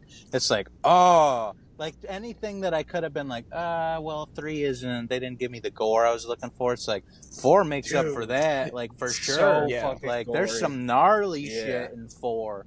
Now, they do an interesting thing where all the blades in 4 are technically CG, and that's interesting. So every knife in the movie is like added in post. But it looks good, though. I think it looks good. Funny enough, we were complaining about that earlier. Did not offend me whatsoever. I thought that Scream 4 was fucking awesome, man. And if anything, the ghost face reveal, like ending of the whole end, frankly, of the last 40 minutes of the movie It's is amazing. so awesome. Yeah. Amazing. So awesome. Literally fucking love Scream 4. I think it's great. And it's funny being 27 now, watching this thing that I saw when I was 15 and, feeling even hotter about it when I watched it then. So, yeah, I had a fucking blast, and I'm glad I got that one in because Near Dark really let me down. So, as somebody who likes Scream 4 the most, let me hear your thoughts. Oh yeah, I mean it checks all my boxes for a Scream movie and just for a slasher. Like, I think it's the first Scream movie that actually makes Ghostface somewhat intimidating, actually menacing to me. All the other ones, I think he's serviceable as a slasher villain, but he never intimidated me. But Sure. then Scream 4, like the closet scene is insanely good suspense trap where he's just like, I didn't say it was your closet, and then Oh man. the stabbing the cop in the head and following him, just trailing him, watching him die slowly is just incredible. It's stuff like that you just don't see in Scream movies. I just love the new batch of characters. I think are so much fucking fun too. Every single one is good. Panettiere. And she's, oh my god, amazing in the movie. Looks Amazing in the unbelievable. movie. Looks unbelievable. Hey. Unbelievable. I don't want the looks to get in the way because she, I think, just is very charismatic in the movie, and she's owning anyone she's talking to.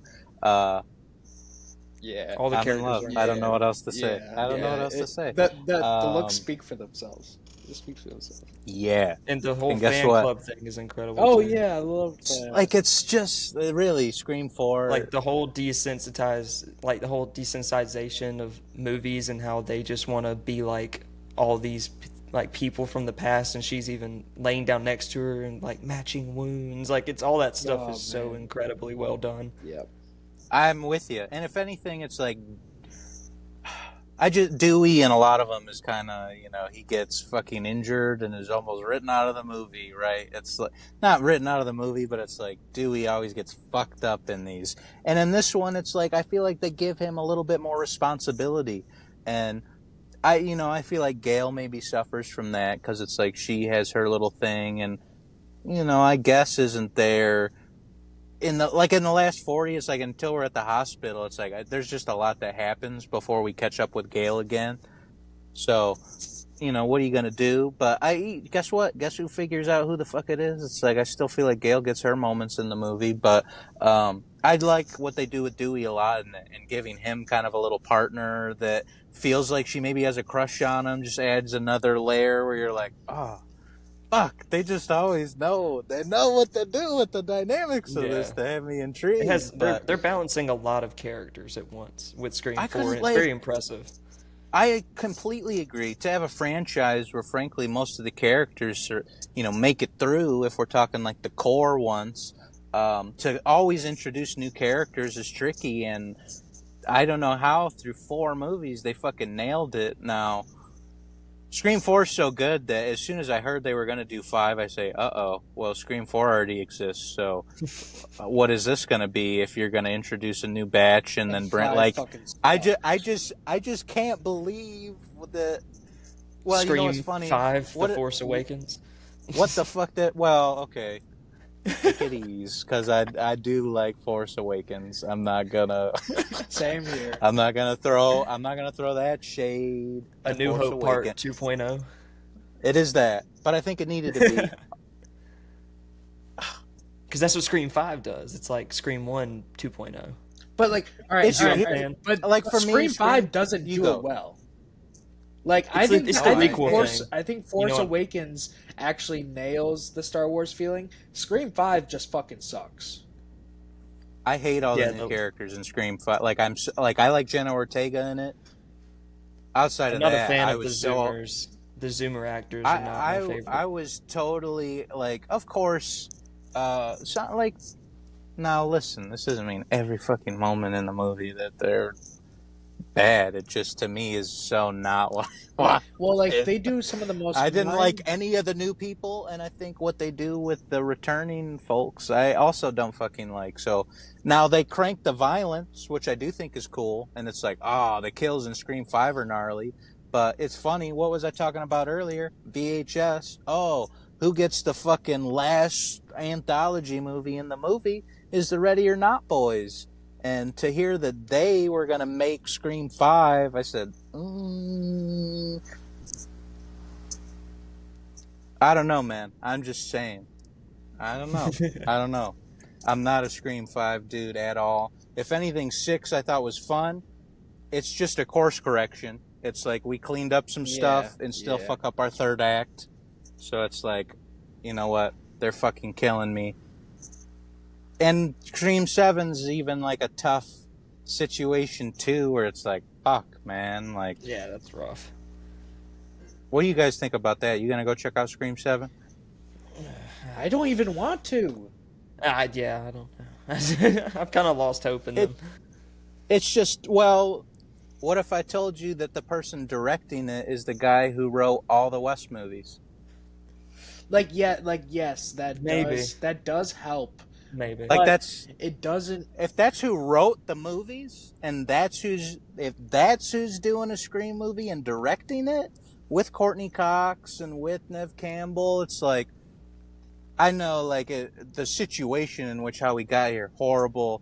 Totally fuck them. Like fuck the studio. I get it. If people are like, I'm not even gonna watch that shit. It's like, hey, I totally get it.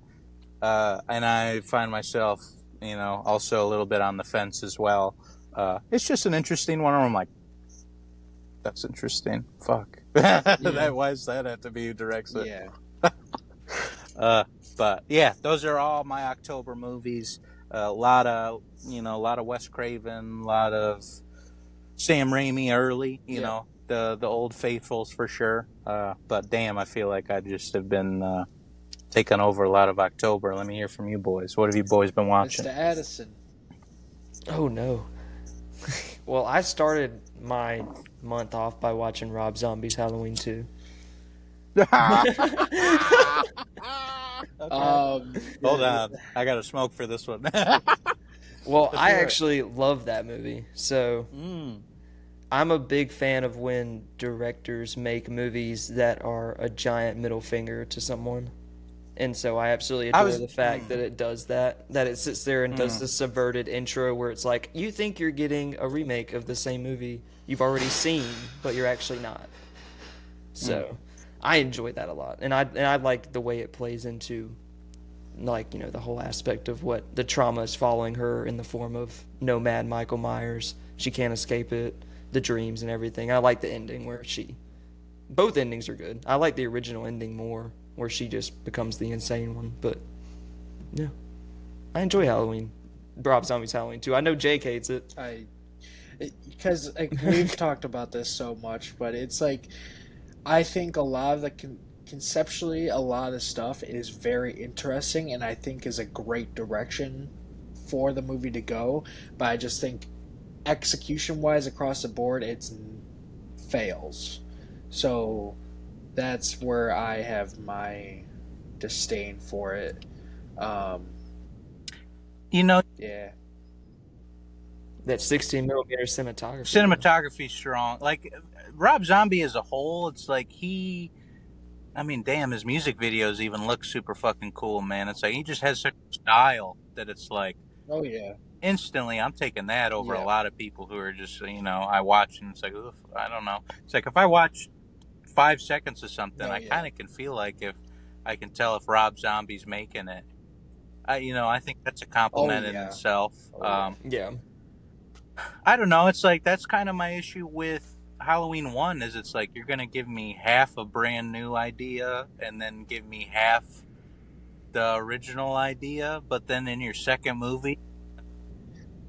See, that's what I love so much about it. Well, but dude, like, you're going to give me half a new movie, half the old movie, and then in your second one, you're going to say, fuck you for liking Halloween 2? Like, Joker's one thing, in the context of Joker 2 is a funny fuck you to me. I don't like that movie, but for me to go see Halloween 2, I'm sitting there saying, what the hell did you say fuck me for? I'm trying to like this. Fuck me for yeah. Fuck me for what for? And you know that's what I love about I can't take that from you. I'm happy that you get some joy from it. I think that the David Gordon Green ones are a fucking disgrace to humanity. So, you know what? If anything, that makes me like the Rob Zombie ones a little more. And that's even why it got brought up of why I want to rewatch is because I really don't like two of the David... I fucking hate Halloween Ends. The other two I'll at least have a conversation about. But, I fucking hate Halloween. Don't even give me... I'll spare... An abomination. Fucked up. I'm pissed that I even... Ooh. Halloween Ends good. No, Addison. No, Halloween we're Ends not is good. doing this. No, we're not doing this. I'll leave it at that. Halloween Ends is good. Yeah. We're not doing this. It's so good. We're not doing it. I watched the remake of The Hitcher, which the original one from the 80s I think is a perfect film. I love The Hitcher, but then the 2007 remake is god awful. Oh, that's like it's it's just a Y2K trash remake. Like, they kept doing that for some reason the early 2000s, like, let's remake this 80s horror movie for the modern era, and it's gonna be like neo rock stoner kind of stuff, and it just doesn't make any sense, and it just doesn't play well. Like, they have a 9 Inch Nails song in the movie and a Dave Matthews Band song, and it's like, pick a tone. You know what I mean? That's the kind of juggle you're doing with that. That's rough. Yeah. And also just stupid character decisions. Yeah. Like, you guys want to talk about bad horror movie decisions? Yeah. That movie is rough. Yes. I watched The Substance. It's good. Yep. It's good. I don't think it's as good as everyone's saying it is. Every time I get excited, I get brought back down to earth, man. I feel like watching Halloween 2 all over again. No, I like it. No, I like it. I like it, but it's one of those movies where I think it has like 3 tricks up its sleeve, and it does them all too many times. I mean, But other than that, I think it's good. what? What are you talking about? 3. Okay. No, Like half the movie looks like a MTV like music video or like a Diet Coke advertisement, and then the other half of the movie is the decrepitness, the body horror, which I enjoy, and then you get the Verhoeven kind of Yuzna third final act, which is the best part of the movie to me. But still, again, that's like 3 notes that I think they played throughout the extended runtime. You know what I mean? I am more like the thing is like Addison Addison likes this movie, and I've talked to him, on this podcast about his gripes with it, and I totally see his perspective, but I'm much more, I love this movie, and I think that pretty much 95% of it I am locked the fuck into it. Addison, just at like the most recent Halloween party that we did this past weekend, we made a green punch and activator. Yeah. So Nice. I bet that looked cool. Was it neon green? Yeah, it was. Yep, it absolutely was. Did you have to go to an alley to get it? Yeah. Oh, Go outside in the back and get it. You didn't commit to the bid enough. We just had somebody. Yeah. Yep. Luca, you will love this. I'm sorry you had to go through that. Fuck. Thank you. I'm sorry I had to go through it. And too. I'm not even joking. I wouldn't have watched that shit if before I sat in the theater I knew it was PG-13. Somebody says go see this tarot horror movie. I say okay. I didn't even think that it was possible that it would be PG-13. Well, I saw your review. I think you said yeah. something Disney Channel found this nation. I mean, that's basically the best way to describe it. That's it. I mean, it's dog shit. Like, it's garbage. Yeah. Like, Luca got it down pat. I watched an 80s slasher movie just before dawn. Yeah, I haven't heard of that one. Is it very mid? 2.5 isn't super promising, but it's super slow, super scuzzy, low budget. About some Deliverance meets Friday 13th. Some hillbillies out there in the woods killing people. It doesn't really do anything special. Same for the original Toolbox Murders, not the not the Tobe Hooper one, but the original one. Dude, real bad. That movie, I kind of know as where I've heard it mentioned a couple times, and specifically some like clips from it. So when I saw that you gave it that rating, I was like, damn, that's disappointing. It's super boring. Yeah. Super low budget, and you're just in this which I don't have a problem with movies being low budget. I say that only to say that when movies are low budget, I'm looking for directors who use their low budgets and restrictions to be more creative, whereas Just Before Dawn and the Toolbox Murders use their restrictions and budget more as like an excuse, like, oh, we don't have to do some of this stuff because we don't have the budget to do it. Yeah. It's like, well, that's when you get creative. Yeah. Like John Carpenter made Halloween, and that was being creative. Yeah. With the that budget. whole. I mean, that ended up being a fucking I know that you may not say it is Addison because I know you're just a little bit below where I'm at, but that ended up being one of the greatest films of all time. And I think Halloween is one of the greatest movies of all time. I just give it 4.5, not 5. But I mean, the only reason is just because of that one gripe I have with the I don't think you should see Michael's face in Halloween when he's grown. I think he should just stay an entity as the shape. But I do think, I mean, that's the best example of a B movie film skyrocketing and being profitable. Yeah. Before Blair Witch and all that, there was Halloween. That was the most successful B movie. Yeah. At the time. Yeah. So, and it also basically cemented mainstream slashers. Yep. Into the zeitgeist. So I completely appreciate it. I watched a movie called Pig. Which would actually be perfect for Blasphemous. Not the Nick Cage one. This is I think it came out in 1999. Yeah, 1999. you were almost at the Y2K, but it's like this really scuzzy film art house Saw movie that's perfect for disturbing cinema. But it's Okay. really, it looks like an old Nine Inch Nails music video basically. Ooh. There's almost no dialogue. It's all like weird industrial soundscape score, and this guy just being tortured in the middle of the desert. Oh, And that's it. interesting. Okay. Okay. You're in the middle of the Okay. desert. Okay. Fright Night remake? Mm. Much better than the Fright Night remake, but I still wasn't in love with it.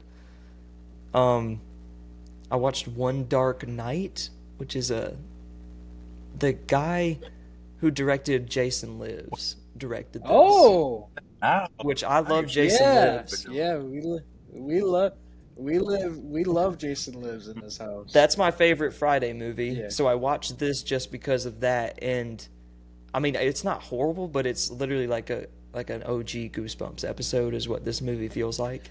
Like you have grown could be adults good. playing high schoolers. That could be like good. it's that 80s cheese style, but it's like this girl trapped in a mausoleum cemetery. So is it not good? No, I mean I gave it 3 stars. I Okay. think it's fun. Okay. But it's like cheesy fun, kind of like Dead Alive. Okay. It's like cheesy, Okay. like Brain Dead. Yeah. Peter Jackson. Like that kind of stuff is kind of fun to me when it's like so cheesy that you deal with Yeah, it. you have like to it's go like along this is with fun. it. Yeah. Yeah. Yeah. You just go along with it. You're either on its wavelength or you're not. Okay. So I'm gonna talk about both of these just because I know I'm the inverse of Jake on this. I watched Joker and then Folie à Deux, and I think the first Joker is mid as hell, and I think Folie à Deux is a masterpiece.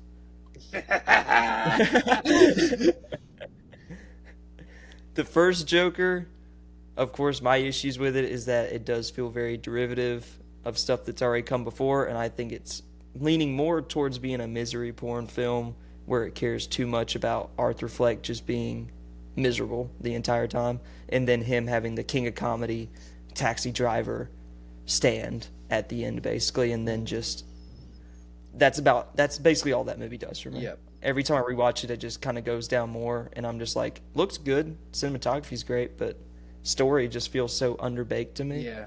And then Folie à Deux, I mean, I'm in love with it. I just absolutely love that it's a middle finger. Love that it's a giant anarchist fuck you movie. It was not made for anyone. It was only made for itself. And I love it when directors make movies that are only made for themselves and that's all they care about. I think that's the best kind of filmmaking to do, especially when you're given $200 million to make a sequel for Warner Bros. That you didn't want to make, and you're just like, you know what? I'm going to piss on your money, and you're going to hate it, and I'm going to laugh while I'm doing it. And that's a Joker movie. I feel like that's what a Joker movie should be. I know a lot of people will not agree with me on that, but Luca is I mean, definitely I don't in the camp. I'm right in the I don't middle. disagree I'm at right all in the with middle. you. That the idea of him doing a middle finger to Warner Brothers in a situation where he's trying to make a statement and use the setting of Joker, him doing it in the 70s. He's trying to say something and also make a great movie at it, even though it does, I would say, feel familiar in a lot of places. And it's just funny to see what happened because he does it and makes like the highest grossing R-rated movie of all time on accident. And then Joaquin wins Best Lead Actor. And then the studio goes to him and says, "Oh, there's going to be a sequel. This thing made like a fucking $1 billion. I don't care what it is. You're making a second movie." And him being like, "Okay. Of course, respect, but at the end of the day, I love it. I still need an enjoyable movie to like for me to support. And although I support the director, making a stance against, those people who idolize the first movie and, the studio people who just are money hungry for anything superhero because it's a hit. It's like, I get the statement. It's just I don't enjoy watching it. Now you say, what did you want from it? It's not necessarily like I needed Joker and Harley on the town. It's like they present it. Frankly, it's for me one of the better trailers of the year. It's like you're getting a musical aspect. I said, holy fuck, if he was giving us Taxi Driver setting before, now we're going to get like Umbrellas of Cherbourg vibe of this, Arkham Asylum Joker movie. What the fuck is that? I think it's got a lot of different things going on. It wants, on one hand, we have a little musical thing going on. We definitely are a courtroom drama for sure. I don't know, man. Like, for me, my least favorite part of the first one is the Zazie Beetz storyline. I think that's doesn't need to be there at all, especially... It's funny, of course, they go to Harley after, but it's like, I'm sitting there watching it, and I'm like, if this isn't in a dream, I'm going to be fucking pissed, because this makes no sense at all. And then it is a dream, so then I'm like, why is it here? How much time did we just waste with all these fucking scenes with her in it? It's stupid as fuck. There's no planet in which they'd even be conversing, nicely other than in an elevator sequence. Yeah, and to think that the same people are writing the sequel movie, I think the Lady Gaga side of the equation is totally underbaked, and I don't think they really use her to her strengths that much at all. I think she does a good job for what they give her, but they're in the middle of this fuck you for everyone else involved, so it's like, I feel like everyone kind of suffers a little bit, and we're left like, I get the context of the outside stuff, the making of the movie, the behind the scenes things. It's like that extra context can definitely make me like a movie more than I already do. And it's like that extra context can be fun, but I just don't like the movie. So it's like, although I think it's cool what the message he's trying to say is, it's like at the end of the day, everybody loses. And it's like, for it being Joker, it makes sense that the Halloween 2 fan likes Joker 2. It's like, I think those are, similarly saying something. I don't know. For me, I'm just an audience guy. I want to make this stuff. And at the same time as I'm pleasing myself, it's like I'm expecting a room of people to watch this and, connect. And it's like you're making a movie to anti-connect everybody that watches it. It's like, I guess that's cool. And I'm happy that there's people who fuck with that. But yeah, I felt like I walked in and I said, oh, he just said fuck me. I get that he's saying fuck them, but damn, we all lose here. So I don't know. It is a miss, but I guess respect, because fuck Warner Brothers, I guess. Which I completely understand people's like opinions on that, and like you're saying, where people want to enjoy something and they want to connect with something. And of course, I saw it like premiere night, Thursday night, before it technically come out on Friday, and I didn't really have the whole context going into it. And even the first time I watched it, I enjoyed every minute of it. And then by the end, I was like, if he's going where I think he's going, I think this is going to be an all-timer for me. And then he did what I was expecting him to do, was he was going to flip it on its head and completely do a sick joke ending of itself. And I was like, that encapsulates what I feel a Joker movie would do. But I completely agree with, well, I don't completely agree, but I completely understand people's perspectives on going in there and just being like, oh, God, oh, brother. Because both screenings I went to, the whole audience was just checked out. People checking their phones, people groaning, people sighing. And I was just like, I guess my brain's just miswired, because I am locked into this and everyone else is just like, is this shit over yet? Like, I don't know. I don't know. I wish I could explain why I enjoy it, but I just love it, and I genuinely think it has like some very stellar cinematography and some great pacing. The camera work in both of them is just so fucking stunning, like absolutely gorgeous. Yeah, it looks great, and I love every musical number in Folie do, especially the moonlit one that starts out with Gaga's silhouette. I just think it's incredible. As soon as I saw that, I kind of sat up in my seat and I was like, I can see where you're coming from for sure.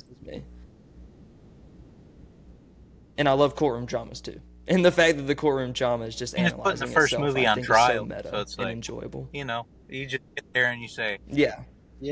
I literally feel like it's like when I get tricked by my parents, and they're giving me breadcrumbs, and now I'm getting a lesson in why I'm wrong. and shouldn't do this. You know what I mean? I felt in the movie theater. I felt like I was fucking 5 years old and getting a lesson being taught. And I'm like, this fuck, god damn it! I had to pay for this shit. Anyway.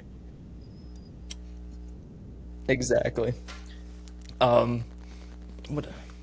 Next thing I watched was VHS Beyond. Yeah, the newest. Got a Yeah, the long newest one in it, one. right? And Like you he liked made it. one of them. Yep, Justin Long made one, and you can tell he is traumatized from making Tusk, because that is basically what it kind of leans on, is very Oh, Tusk-like. interesting. Interesting.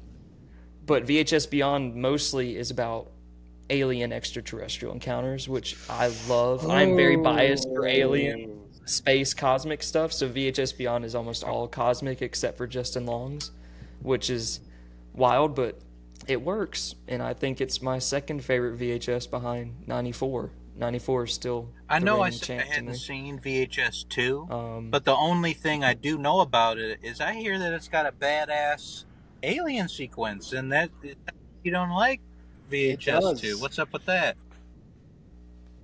Wait, yeah, Addison. well, that might be the only. Is that the only one What? that you like in VHS 2? Oh, okay, Yes. just Okay, want to yeah. make sure. I'm Yes. like, oh wait, cosmic.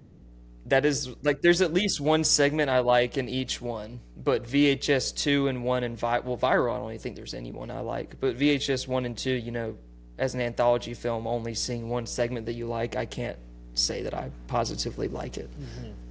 Yeah, for sure. I watched a 1983 Giallo film called Curtains, which was good. It's a Giallo film, but it was filmed in Canada. They were trying to make their own Interesting. Giallo film. But it's basically this kind of meta film. 6 actresses go to work or audition for this director to be in his movie about a girl who gets out of an insane asylum and becomes like a killer. And then, not to spoil anything, but the movie kind of plays out as a meta movie within the movie of itself, and they slowly start warping together as the movie goes on.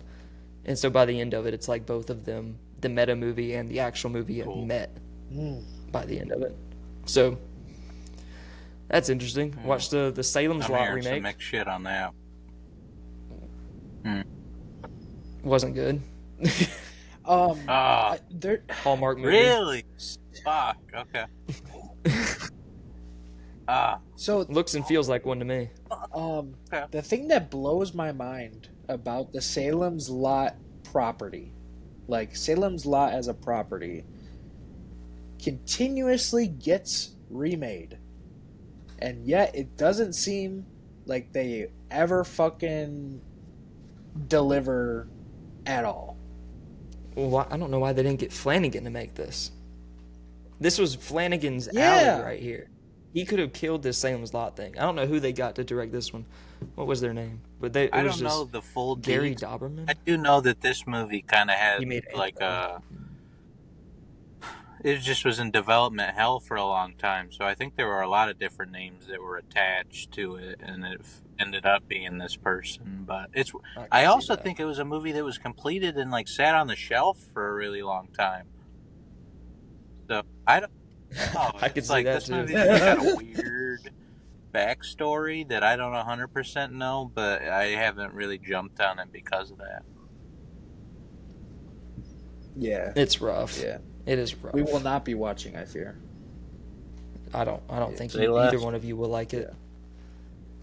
I watched 2 Fulci movies back to back. Oh. I watched City of the Living Dead and Zombie Flesh Eaters, a rewatch for both of So, them. we've talked about Zombie. I love Zombie Flesh Eaters, Zombie Flesh- and City of the Living Dead is my favorite so- Fulci.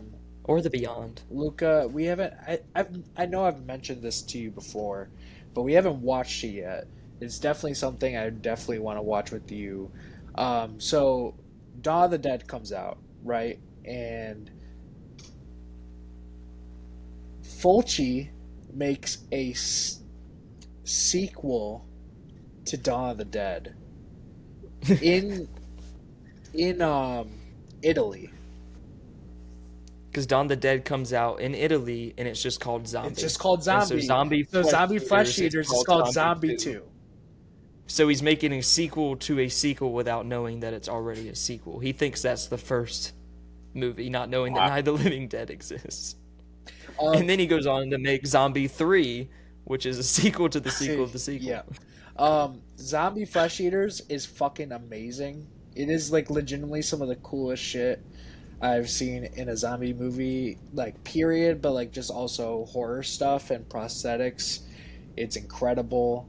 A zombie fights a shark. Yeah, it rocked. I'm and only like a real life say shark less. too. Like Yeah. so that's definitely something that I want to watch with you, Luca, Happily. for sure. But then I still haven't seen City of the Living Dead, but you really like it. City of the Living Dead and The Beyond are tied for my favorite Fulci, and then Zombie Flesh Eaters would be third. Big time. But yeah. City of the Living Dead is probably one of the best openings in a Fulci movie also. Awesome. It starts off with like a seance going wrong. Hell yeah. Of course, I watched Terrifier 3. We'll get Yep. to that.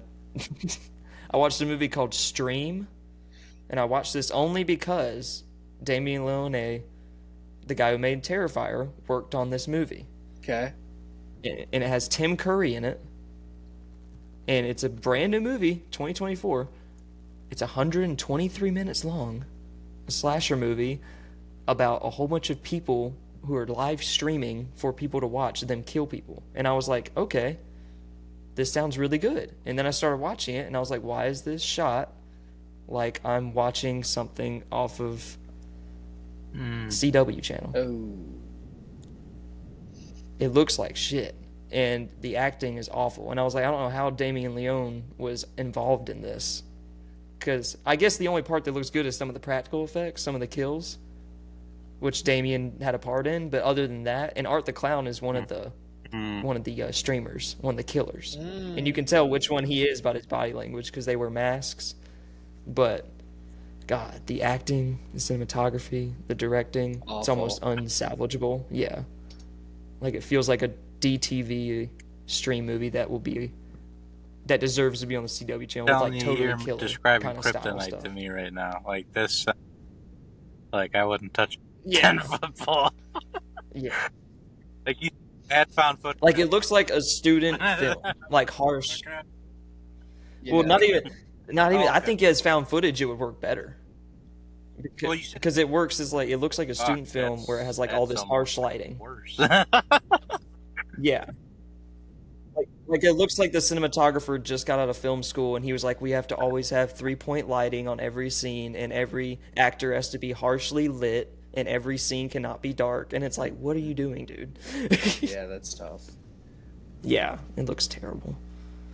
I watched a Romero movie called Bruiser, which is a neo-noir-like film about a guy who loses his identity because he wakes up with his face gone.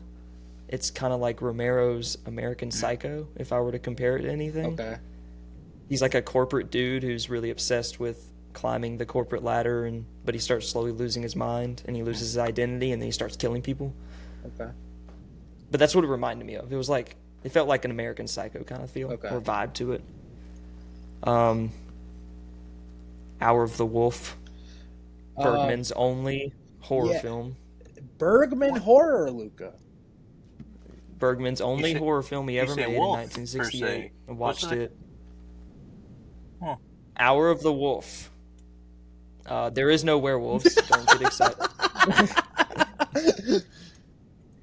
But it is amazing. You can tell Robert Eggers probably loves this movie. He probably watches it every night before bed.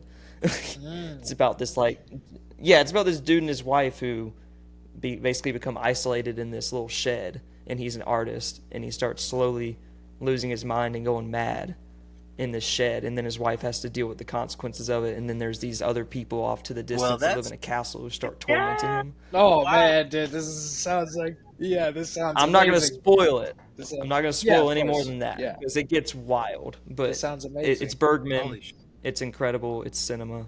It's 4.5 stars. Holy shit. Might go to 5 on rewatch. Yeah. I watched a Y2K movie called The Convent. I gave it 3 stars. It's junk food movie. All I will say is Coolio plays a cop. Oh, interesting. Coolio is a cop in the first like 15 minutes of the movie, and then the rest of it is like Evil Dead, just bonkers, crazy in a church with teenagers being possessed and trying to kill each other. Okay. Yeah, just junk food movie. Okay. All the way. I watched the new Hellboy movie. What is it's Don't waste your time. The Crooked Man. I got him. The Crooked Yeah. Man. The hell is that like? Don't waste. It was terrible. But like, don't waste your time. The last one before One of was also ass. So it's like, what's the vibe compared to the one prior? I gave the 2019 one and Okay. this one both 1 star. I was about. They Like, should I'm have just sitting let here, Del I'm Toro like, make Hellboy 3. The last one I thought was really, really bad.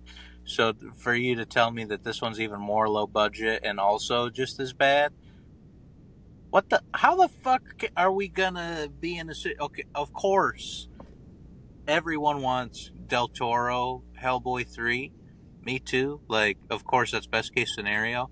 I thought we could at least win with these other ones at least being rated R. And how all at? Yeah, exactly. Yeah. Yeah.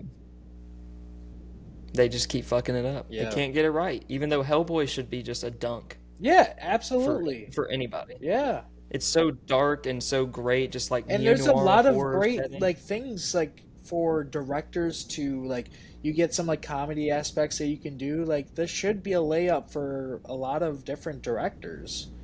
Yes. Easy. Yeah. Easy peasy. I rewatched Longlegs. Peak. Push that shit up to So- 5 so, stars on So rewatch. Luca. That shit's up. Luca. Initially, Addison gets out of Longlegs. He hates it. My first watch, I did not Now like we're it. at And I was super disappointed. I was like, fuck. 5. I pushed it up to a 5 on rewatch because on rewatch I noticed, I guess, just all the things I missed, and I finally got on its wavelength. I kept wanting to rewatch it, and I just was like, you know what? I'm gonna cop this 4K, and I'm gonna watch it at home in 4K, and I'm just gonna go in with a full open mind and just not even think about what I thought about when I watched it the first time. And then on rewatch, I immediately texted Jake, and I was like, masterpiece. I Oh find. my Yeah. God. No what? Wow. Yeah. Yeah. You couldn't believe how happy I was once I saw That's that fucking just- 5 stars. Wow. Okay. It was Yeah. incredible. I mean- See, and that's something I absolutely love. I absolutely love it when I'm proven wrong by a movie.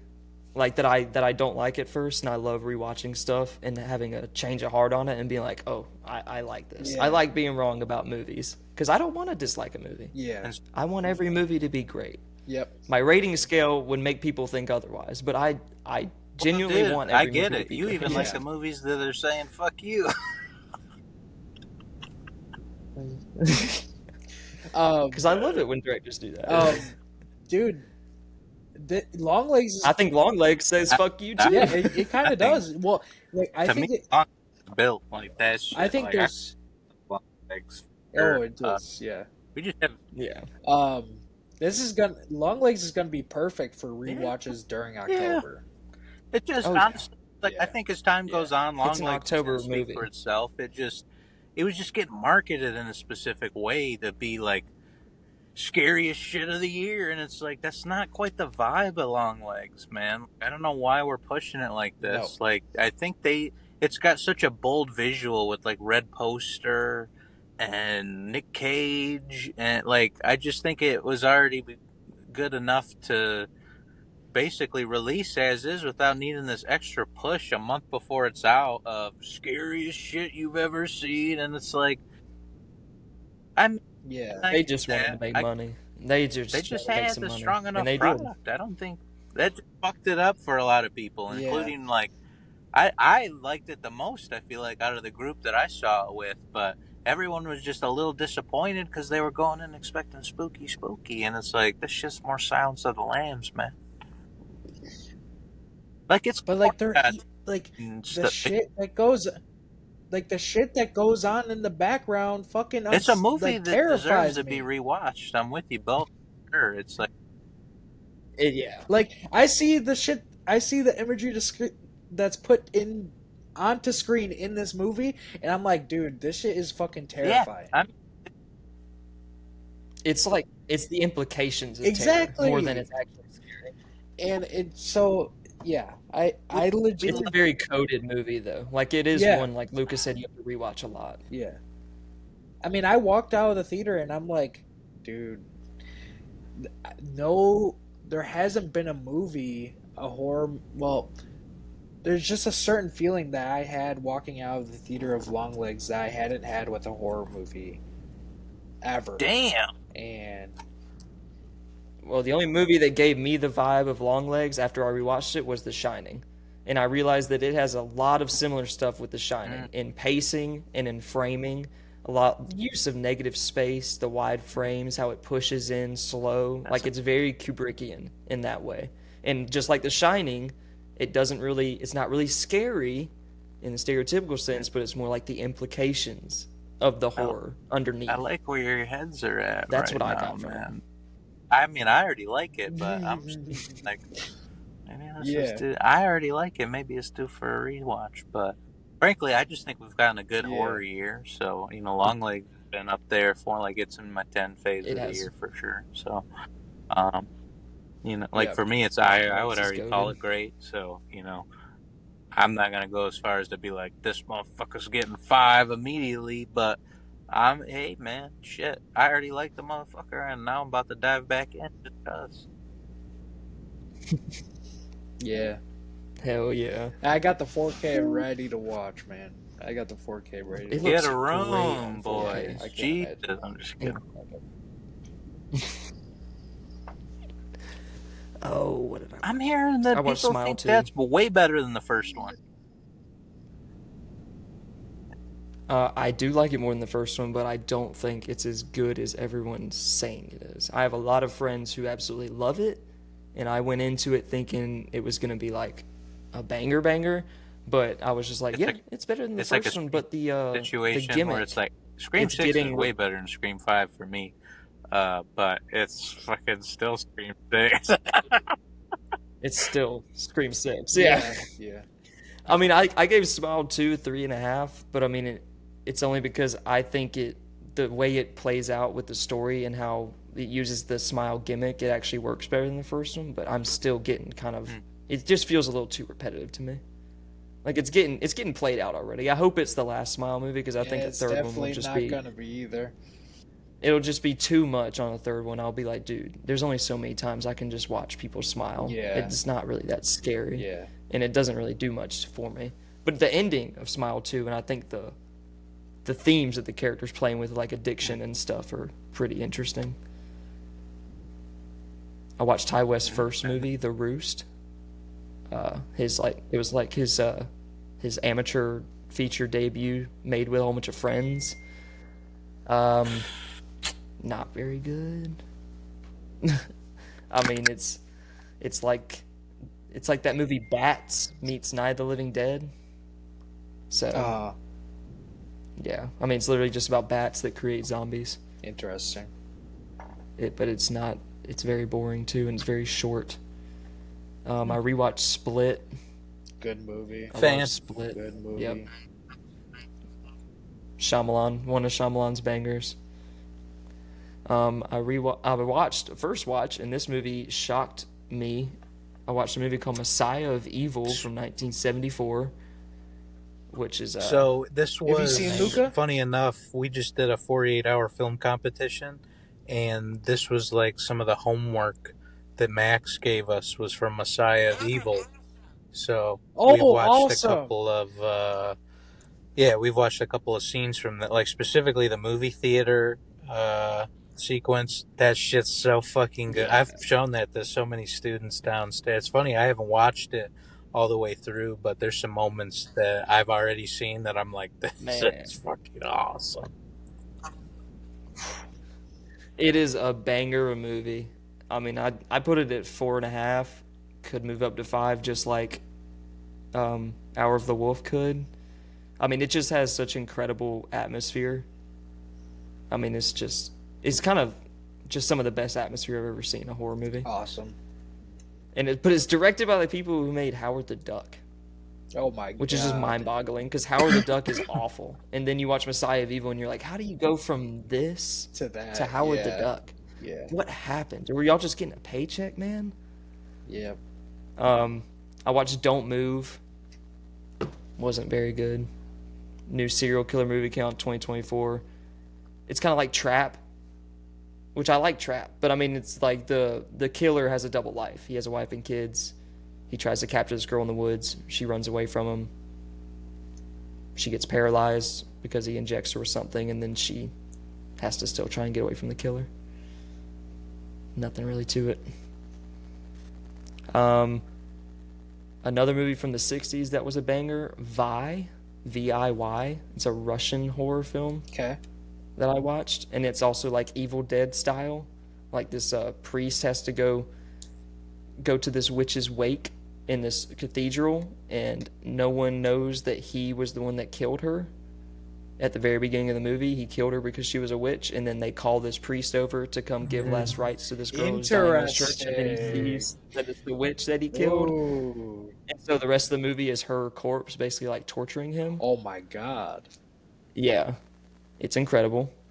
And it's a Russian student film, which is wild because it has some of the best practical and blue screen, green screen effects I've ever seen, and it came out in the 60s. That's crazy.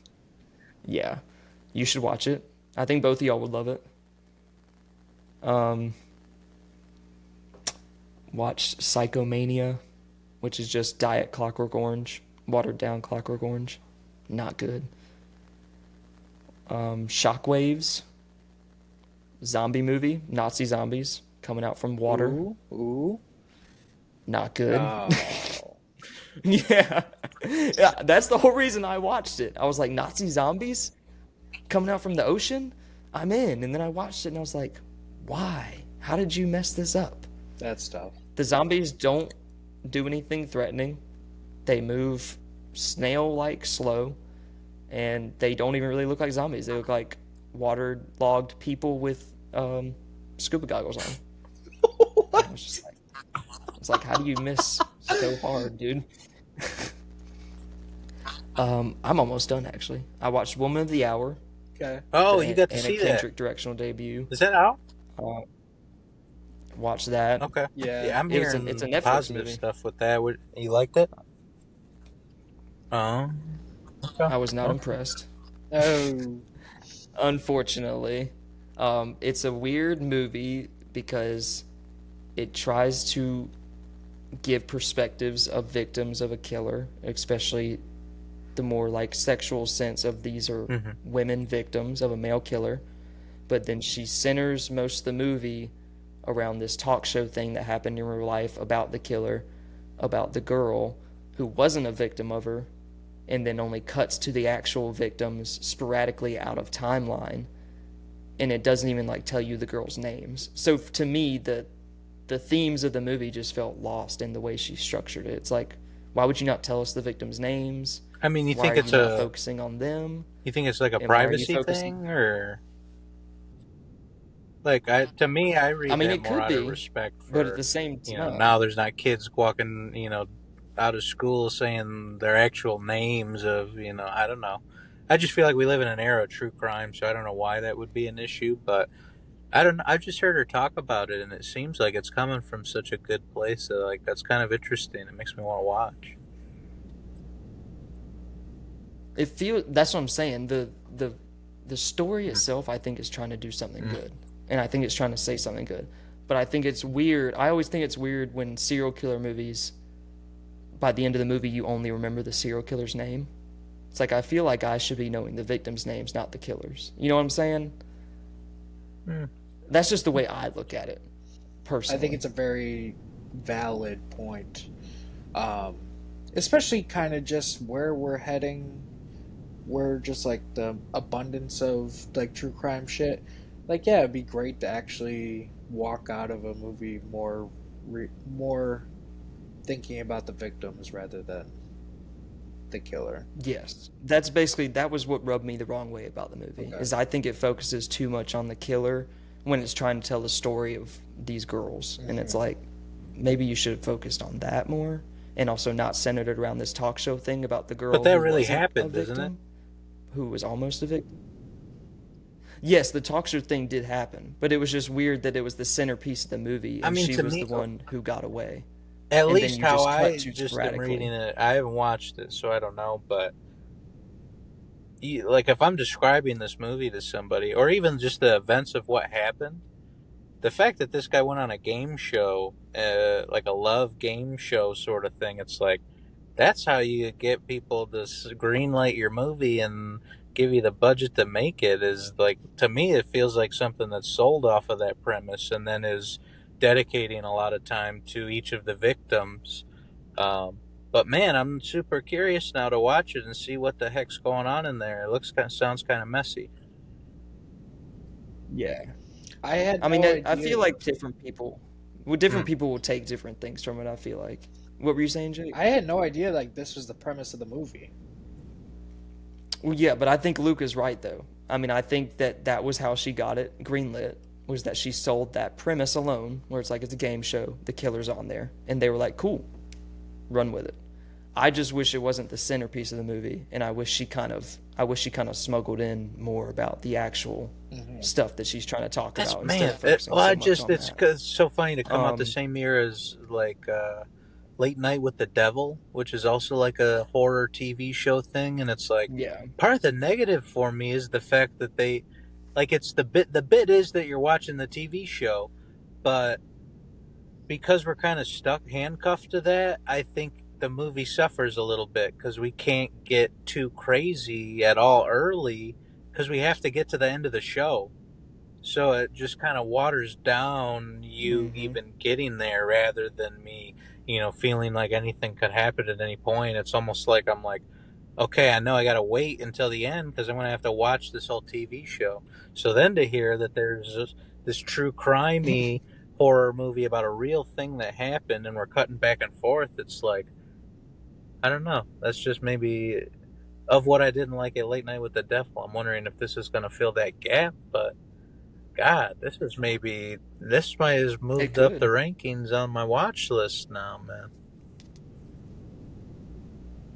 It could. I mean, you might like it. I feel like a lot of people do like it, and then I see a lot of people who are kind of like me that they just wish it did a little more. What a bold depends first on movie is what I the think. Like, viewer's that's perspective. just to be like, okay, Definitely. you've acted for so long. What's the first thing? It's like, that was not what I was expecting when I heard Diana Kendrick is doing a movie, but okay. Yeah, I hope she makes more stuff because her direction is solid. Cool. I think the direction and everything is good. I think it was a great little first attempt. And then for October 31st, me and Hannah did a double feature. I picked Halloween, she picked Signs. So we watched Halloween first, and then we watched Signs. Both bangers, both very good. I mean, It's great way to end October. We went from Halloween to childhood trauma. yeah. Watching that alien walk across the alley and the TV screen. Signs is a masterpiece for me. I think that movie is. Wait, what's up, Luca? I mean, What's going on, I'm man? just not a Signs truther, but you guys preach your thing. Well, I so love this Signs. is an interesting thing. Addison, do you remember off the top of your head when the first time I went down to Georgia and we watched Signs on my birthday? Do you remember the score that you gave Signs after that watch? A 3. 3. Yeah. So Now I moved it up to a 4. Yeah. So, like, I knew Addison liked the movie, so it warms my heart that's going up, because I think Unbreakable and Signs, fucking incredible. Yeah, I think on this time I noticed more of the technical craft. I always liked the story of Signs, but when I was rewatching it this time, the way he shoots it like how much of a technician he is incredible. The whole basement scene, which is the one I was talking about in my review, Yeah. when the camera, when he gets grabbed by the alien through the grate, through the chimney, the camera becomes the perspective of the flashlight and leaves away from them trying to save him, goes to the little sister, and then the camera switches from the perspective of the flashlight going to the sister to her being the dominant spectator of what is happening now, that he's having an asthma attack. Yep. And I was like, this is honestly just the most technical shit a director can do to shift perspectives within such an intimate space. Yeah. And it's something you don't see that often and be the creative. Like, when was the last time you saw a movie go to the POV of a flashlight on the ground to switch perspective who the spectator is? Yeah. It's incredible. I was just like, wow, how did I never pick up on this? Yeah. Yeah. I fucking love both of those movies, Good man. stuff. So Yeah, and Halloween's just great. yeah, It's a classic. it's like we can literally, we've past two Halloween, like we're gonna talk about this pretty much every single year we do this podcast. So it's like our thoughts are already out there. It's a timeless masterpiece. I think it's one of the greatest films of all time. You know, I was like kind of like thinking about like one thing I kind of wanted to like one little tidbit to kind of like touch on, and I think one of my favorite like little moments in Halloween is the moment when Dr. Loomis first meets Sheriff Brackett, and outside the storefront, and you see Michael drive past. Yeah, And that's like legitimately some of the coolest shit that in that movie. you see him drive multiple times in that movie. Me and Hannah were catching him. Yeah. Just a couple times. We're like, there's the car. There he is. Yeah. And I love the shot too. My favorite shot in the whole movie is when the kid looks out the front window and just sees his silhouette in front of the house light across the street. He sees him every time bring the that girl's body the through the score front coming door, into- and it's great. Well, it's like you get multiple. Well, it's before but that. It's like that one's fun It's because before they that. bump the two kids bump Yeah, that into was each the- other because that's what spooks them. Yeah, and they're watching the screaming. thing, so it's like, oh, It's so good. Yep. Yes. That is my favorite shot in the whole movie. Every time that shot comes up, I'm always just like, God, that is just incredible looking. Yeah. What an incredible Just movie. incredible stuff. Yeah. Anything else, Everyone- Luca? I mean, the only reason I was laughing during the signs bit is it's just funny you bring it No, up. I know, 'cause I it's know. Like I know. in the last week, I had a student watch Signs for the first time. A student worker, in fact. So it's one of the staff members who's Okay. he's like 20, and he watches a lot of stuff. But yeah, Signs was a blind spot, and I don't know. Like for me, I'm like I thought Signs was okay. It's like in general, I think alien stuff's pretty, like if we're talking like I'd way rather hang out in the world of Alien or The Thing and shit like that more than maybe like the realism of how this situation would be in Signs. But just reading his review for it is the only thing that's just killing me because he's like, I went in expecting something spooky, and it was like 80% of it is Mel Gibson looking like he's holding in a fart.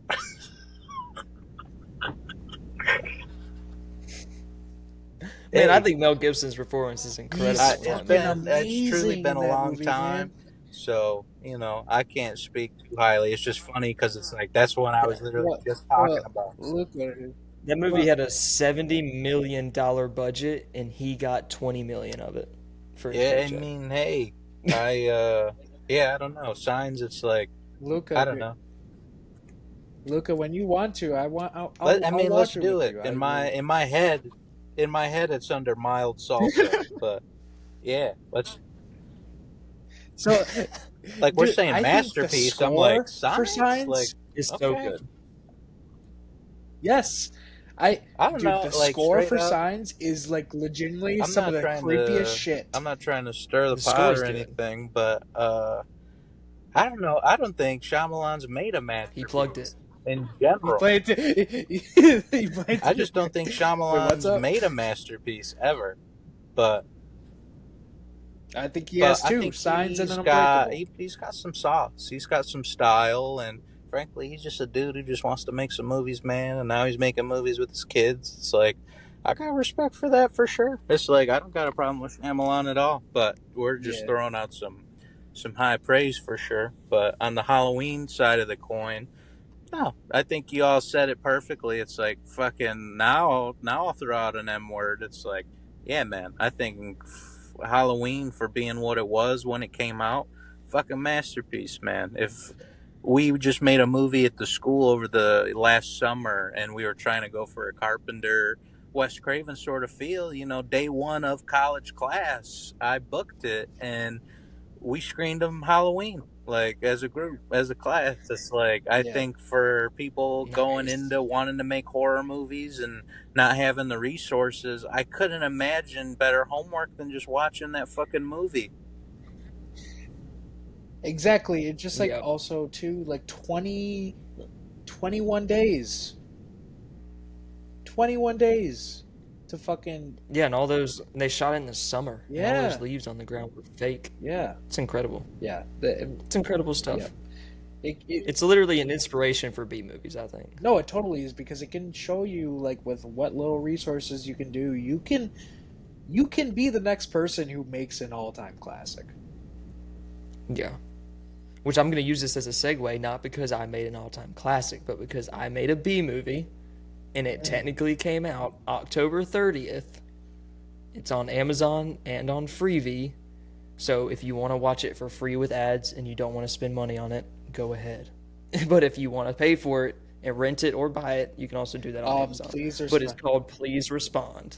Yes, it is called Please Respond. I can so let's transition my October. The final list. The final. I started off with Crawl. Been wanting to rewatch Crawl for a while, and yeah, I mean, I really like this movie. It's a fun Yeah, movie. I really like this movie. I'm really excited that there's going to be a sequel, and I do think the sequel has the potential to be better than the first one is there. I think that they can. What was that? Easy. Yeah. Like So, personally, I think the Crawl's fun for sure. I like straight up. I use Crawl as an example. no. I haven't moved. I don't know what could be fucking different than the first hour we did this, but Crawl, am I right? Yeah. Yeah, let's crawl through the rest of this shit. That's what I'm talking about. I thought we've already crawled up to this point. Yeah, Crawl, good movie.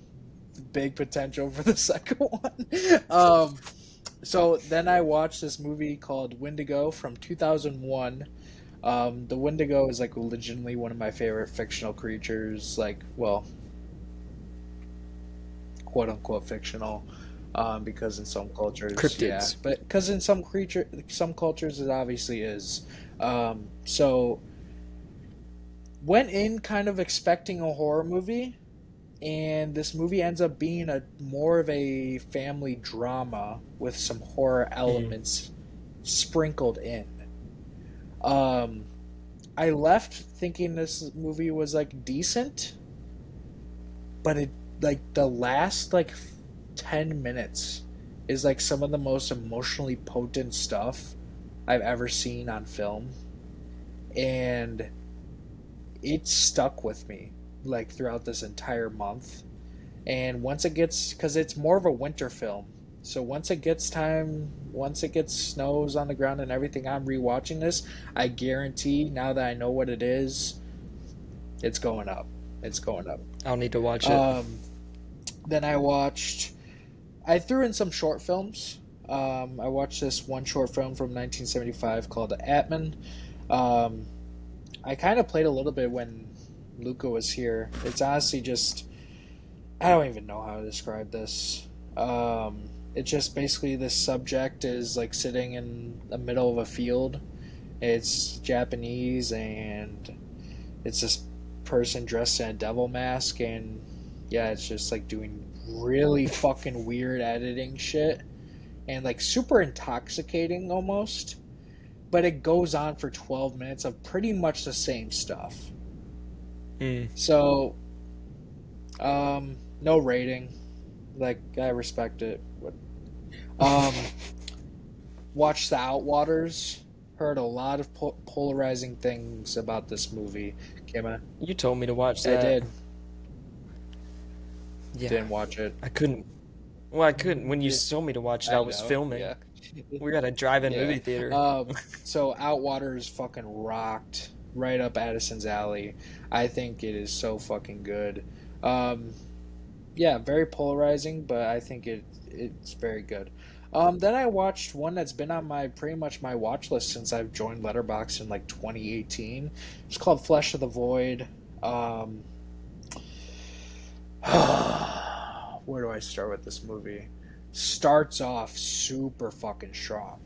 It's like experimental, shorter film. Then, midway through, it turns into more like legitimately a gay porno. Oh. Okay. And there's like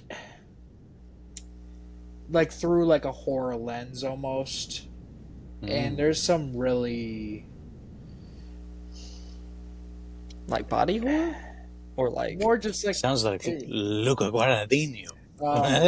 kind of just like more just horror aesthetic rather than like yeah, like it fully like there is like it definitely leans into more just like ends up being a porn film rather than a Damn. and I don't know, man, it is it's wild. Not great. I think the opening I was like, dude, this shit's gonna cook. Then I'm just like, oh, okay. Oh, so you were sitting over there like, we're in. I'm Yeah, out. we're yeah. Hadn't watched it in a very long time. Told Luca about this. Halloween 4 was due for a rewatch, and dude, Halloween 4 is very good.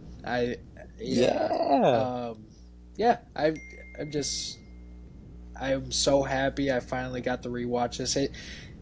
Like the opening of the movie, like nails the Halloween aesthetic, like the time of year, so well. And I think the ending is so fucking good. I think this movie rocks. Huge fan. Yeah. If somebody says slasher movie, like they're in the vibe to watch one of those, it's like, of course, first Halloween is just fucking peak. But if you're more in the vibe of like Friday the 13th, then I just want to, see something like that. It's like I like suggesting Halloween 4. Yeah. For sure. I don't like 5 at all, No, even 5 though they're fucking slightly sucks. connected. 5 But sucks. even the That's fair. That's fair.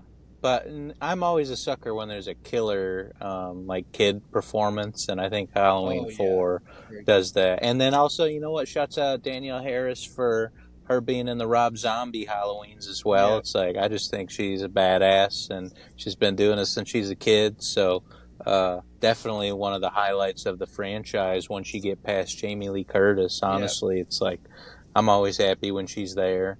For sure. Yeah. Then I watched Stop Motion. Max loves this. I fell asleep during this bitch at the theater. I wanted to watch that. I thought it was really good. I think with what they're playing with, like obviously like the stop motion stuff, and I think they do a really good job at it. And there's some really awesome practical effects. Yeah, just a super solid new horror release that came out in 2023.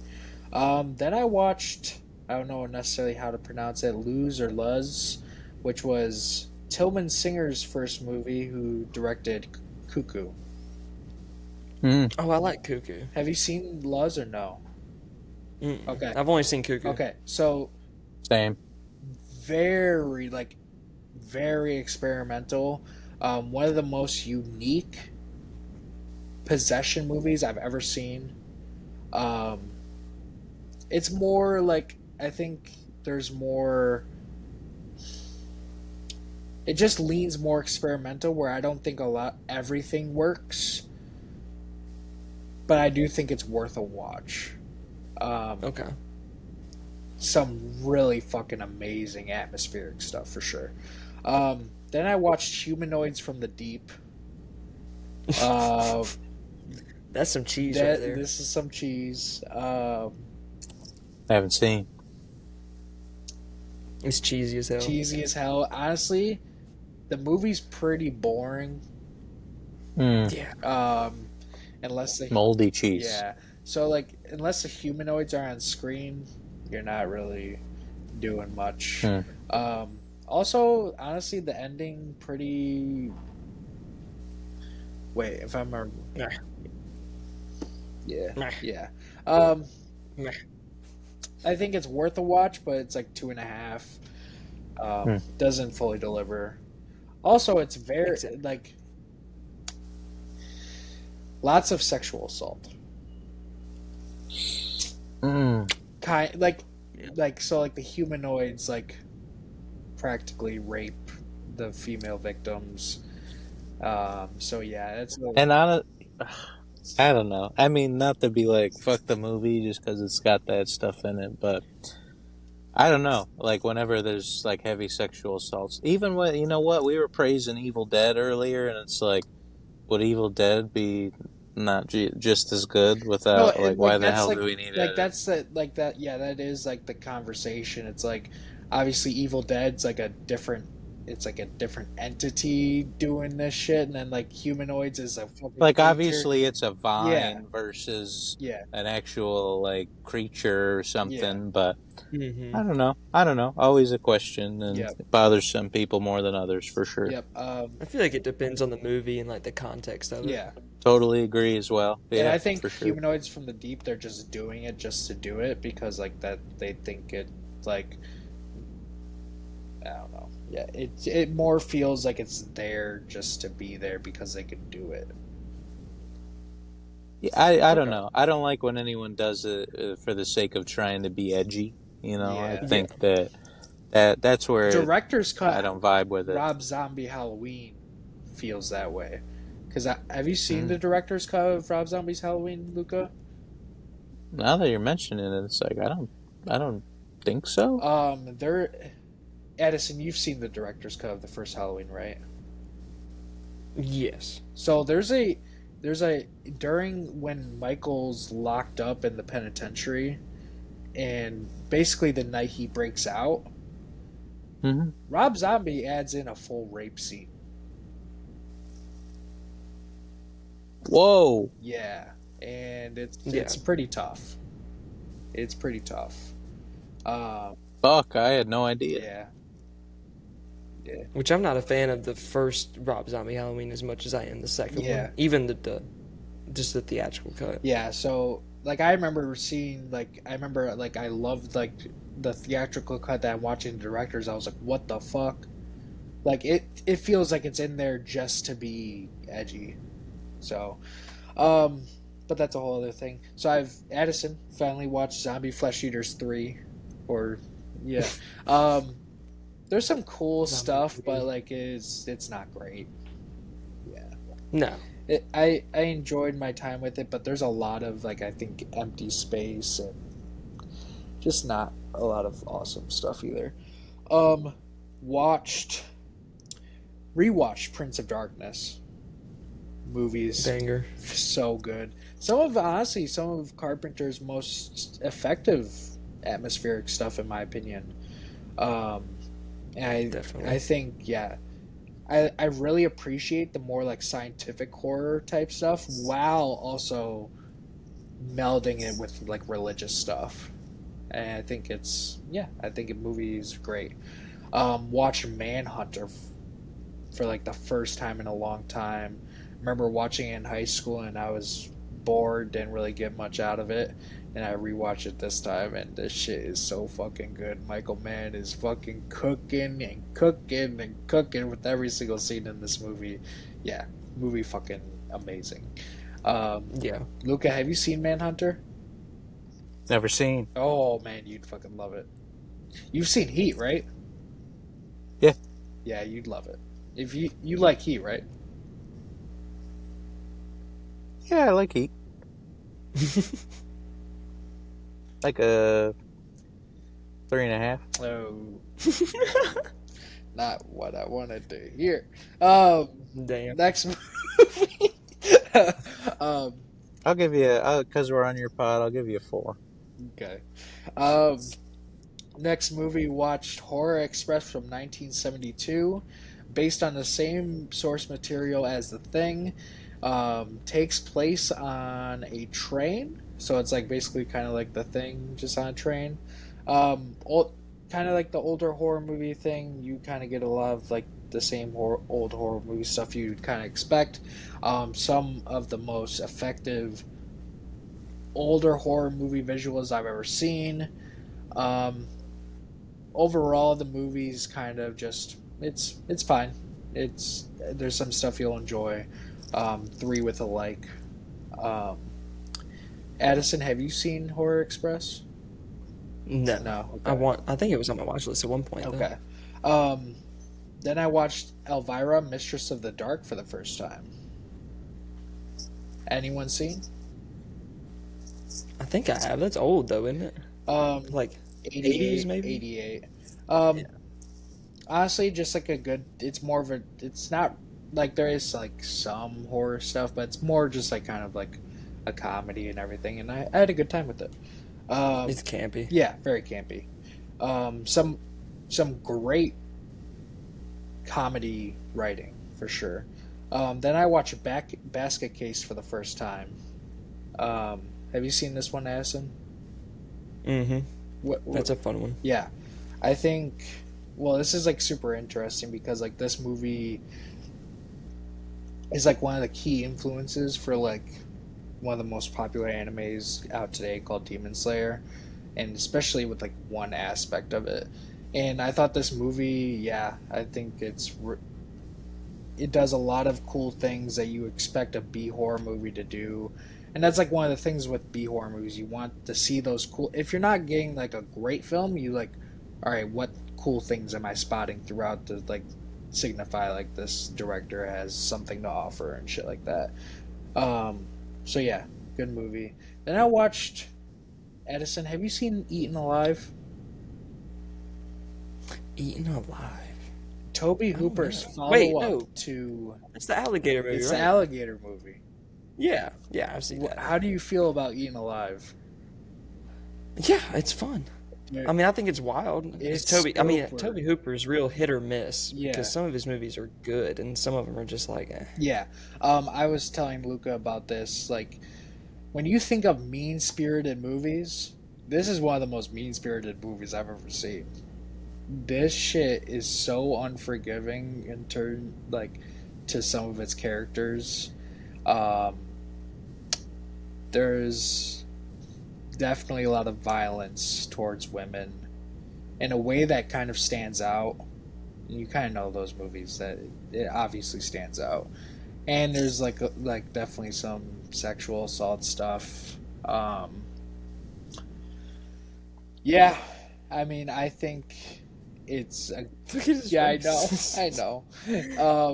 He's like, come It's on, a very babe. rotten movie, and Which that's what Toby Hooper's known for. yes, I mean, Texas exactly. Chainsaw. Exactly. I do think this is for some people definitely gonna be harder to stomach for different reasons. I think I come out favorable in the movie. I think it's good. It's definitely popped up in my mind a lot. But yeah, it's definitely something that's not gonna be palatable for everyone. Yeah, Rewatch. hard agree. Rewatch Alien Covenant. Me and Addison are huge fans of this fucking movie. I love Alien Covenant so much. I think aesthetically, writing, direction, it's doing all the things that I wanted. Basically a meld of Alien and Prometheus, and it hits on everything for me. So yeah, Yeah, give Ridley any Alien movie and I'll watch it. yep. And it sounds like we're finally gonna get hopefully his final movie in the trilogy. So fingers crossed. Luca, Alien Covenant rewatch definitely with us for some time in the future. But right now, how are you feeling about Alien Covenant? I don't, after Romulus, it makes me just want to look back at everything because it's like, I don't know. That's one of those where it is kind of a greatest hits movie, and it's like, for me, Fede Alvarez is somebody who made like a fucked up Evil Dead, and for his Alien movie to be kind of on the lighter side, I don't know even how to feel about it. So, initially Alien Covenant was something I went to see with my mom and my uncle, and it was just a big deal to go to the movies and see a Ridley Scott Alien. Like Prometheus, yeah, it's reminiscent, but it's definitely doing a separate thing. Covenant was like, okay, here's our Alien movie. And we were a little disappointed walking out of the theater, but definitely, like you said, due for a rewatch. And just another of the franchises. I definitely like almost all the Alien movies in some way, for sure. Yeah. Next, I watched feel Blood that. Beat, which is wild concept that made me want to watch. It's also one of the hardest posters I've ever seen in my life. Sarah and her boyfriend have decided to spend Christmas at his rural home in Wisconsin. Upon arrival, they feel a strange presence around her, and with a mysterious figure garbed in a samurai outfit starts murdering the townsfolk. Very interesting swings here, but this movie's dog shit. Not good. Yeah, had hopes for this one. Rarely ever lived up to any of them. After that, watched The Wicker Man for the first time, and That's a banger. dude, I loved how much of a mystery this movie is, and I think a lot of just like the foreign palette almost of this movie works so well, and they do so many great things with it. After that, was supposed to watch The Witch in IMAX. Finally get that crossed off my bucket list. And my AMC got a bad print. And screen going in, out, in, out, in, out, in. So I had to, and they had to cancel it. Had to watch it at home. Definitely a disappointing night, but I love The Witch. Watch Oddity. Dude, this movie is so fucking That's good. a fun one. It's so good. Yeah. There's so many cool things that this movie does, and especially with the one prosthetic, dude. There's points in this Yeah. movie where I legitimately kind of have I'm just sitting like this, and I'm kind of fucking scared, and I think the ending rocks. This movie's awesome. Yeah. The ending of that one's incredible. Yeah. It's like an Edgar Allan Poe story. Yeah. Oddity is. Yeah, absolutely. Watched The Love Witch for the first time. Really powerful in its themes, and it definitely it's easily one of the best movies that's ever replicated the old time feel, like the 70s aesthetic, so well. I think the main performance from Samantha Robinson and the way that she replicates how actresses acted back then is uncanny. Like, her performance is unfucking real. So that was great. Watched The Changeling. That was from 1980. Directed by Peter Maddock. Good movie. I think there's some really great stuff going on, but I don't think it's perfect all around by any means. Then I watched a short film called Treevenge, which is a short film about Christmas trees enacting revenge on the people who cut them down and the families that get them. Dude, this short is awesome. I bet it is. Dude, it actually blows my mind to actually how effective it is. So they give the Christmas trees a whole they give them their own unique language and sound design, and it's gory. It's gory as fuck too when you get to it. Dude, it is worth everyone's time. I think Might need to watch that. Watched another movie called Don't Look Now, Addison, have you seen this one? I think you like it, don't you? Oh yeah. I think I have it like 3.5 or 4. I think there's a lot of really cool stuff with like working downtown Venice and like the streets of Venice and everything. And I think the ending is really strong, and I understand where this movie's going, what the movie's going for, but I don't. It just doesn't land. I think there's a lot of empty space for me, and I don't think it's executed fully. Um, Watched the Slumber Party Massacre for the first time. Had to pivot because Classic. I think this was the night that I was trying to watch Near Dark, and I legitimately couldn't find an avenue to watch it. So I was like, all right, I have to find something on my watch list here that wasn't planning on. And I watched Slumber Party Massacre, and yeah, great time. Um, yeah, dude, I think this It's a movie is classic very slasher. good. It's very good. Watch Cuckoo, and God, this movie's awesome. I Yeah, Hunter Schafer is such a fucking good actor. I think she's fantastic. I think Dan Stevens was really good in this movie. I think the concept is super fucking cool, um, especially with like the shots of the like the Yeah, the call, yeah, the throat call. yeah. This movie was awesome. I know, Addison, you're very much in the same boat I am. I think Luca, It feels like an Argento Giallo. yeah, almost, yeah, it definitely does, in like certain aspects. Luca, I know you're favorable on it, but you're not like head over heels. Cuckoo? Yeah, I mean, I definitely liked it. I liked the first half of it more than the second half. I think I was having a little bit more fun during the mystery of it more than when it presents itself. But no, I think Dan Stevens is super fun in it. I think it's got a pretty fun scare of the year. You know, that's like a rankings I try and keep in the back of my head. yeah. No, I mean, I like that movie for sure. It's not in my faves of the year, but I definitely like it for sure. Dan Stevens kills it every time he's in a movie. Yeah, yeah, he's a great actor. I wish like he got more starring, like main role type shit. But I think so too. He deserves more star roles. yeah, but he's great in this movie. But yeah, I'm so head over heels about Hunter Schafer as an actress, and yeah, I love her. We already talked about Halloween. We're kind of getting low on time here, so I know. But let's talk about Terrifier 3.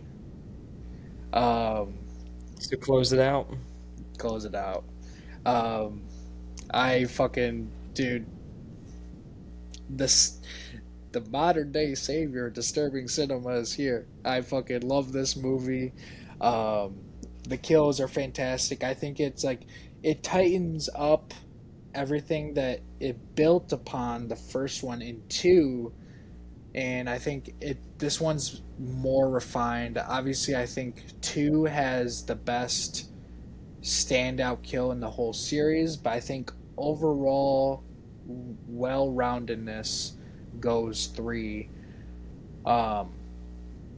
Addison, I know you like it.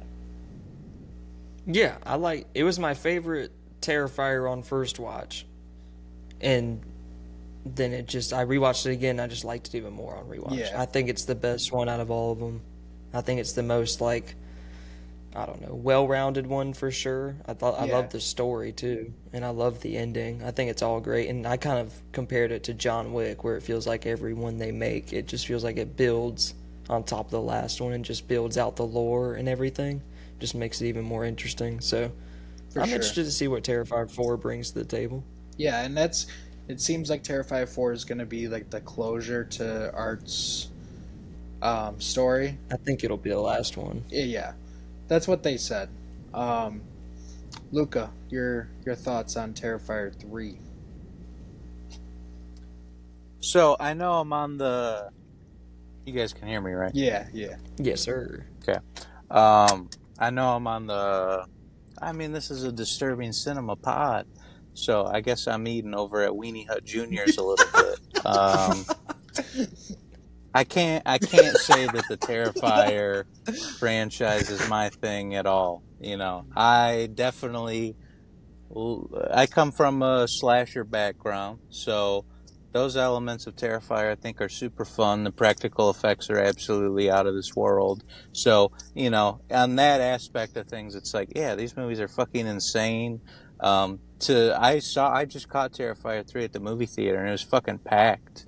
It was opening night, but like to even see that today is really surprising because it's like I go to the movies all the fucking time and you know, I'm lucky if there's more than 15 people in there. Sure. And Terrifier 3 definitely, to me, it's more like, what does that say about us? But, Yeah.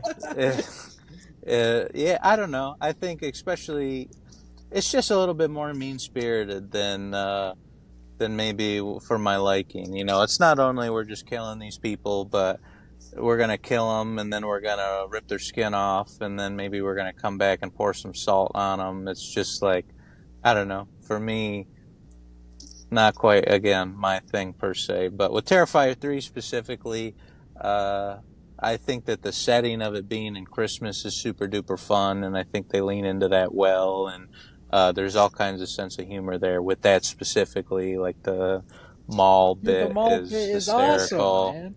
So much For dark sure. humor in there.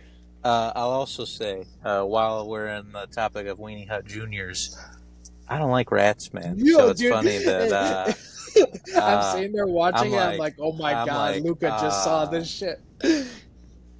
And the big question with fucking rats, man. So Nosferatu is probably going to take a little bit out of me as well because I hear there's a scene Probably. with 2,000 rats, and We're just gonna wrap it up. You're gonna have fun editing this one. It's tough. Let's this motherfucker. The rats, the man. rats. The rats. Yeah. Yeah, man, I'm not a fan of rats, so that one scared me a little bit. With Terrifier 3, a lot of people, I think, going in were like, okay, now kids are involved. What's that going to mean? I don't think they're as mean as they normally are in the kids' camp, but I just sound like a bitch saying this, but it's like, I also think more a little bit like, kid getting hurt is one thing.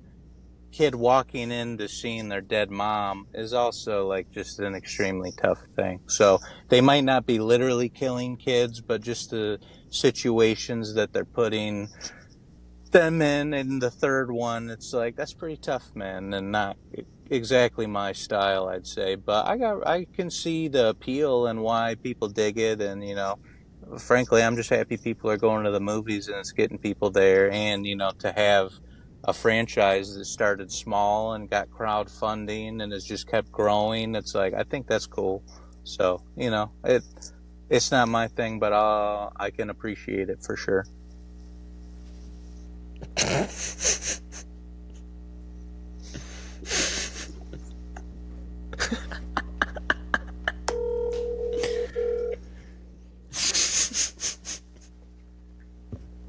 No way.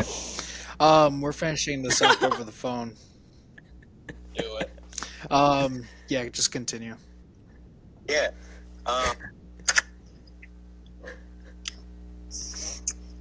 Fucking A. This fucking. I forget what I was even fucking saying. We were talking about the kids and shit like that. Yeah, you know, they're not necessarily affecting kids specifically, but, you know, the scenarios they put them in, you know, that hurts a little bit for sure, and it's just not exactly my vibe. But I see the appeal, and, you know, something that starts small and gets some crowdfunding and grows, even if that growth is 2.5 hours long, and tries to distract you with a badass 30 minutes at the end there to make the whole thing worth it. I think Art the Clown's cool. You know, I think that for being a non-verbal horror slasher, I think Art the Clown's super fun, man. That's what I'll say. Yeah. That's fair. That's fair. Yeah, for sure. So Luca, Well, I'll explain this a little bit. So yeah, we've had some technical difficulties, so this is why Luca's joining in on the phone for this little blast bit. So, Yes, thank you to Luca for being a yeah, trooper so through thank this. you, Luca, for being a trooper through this.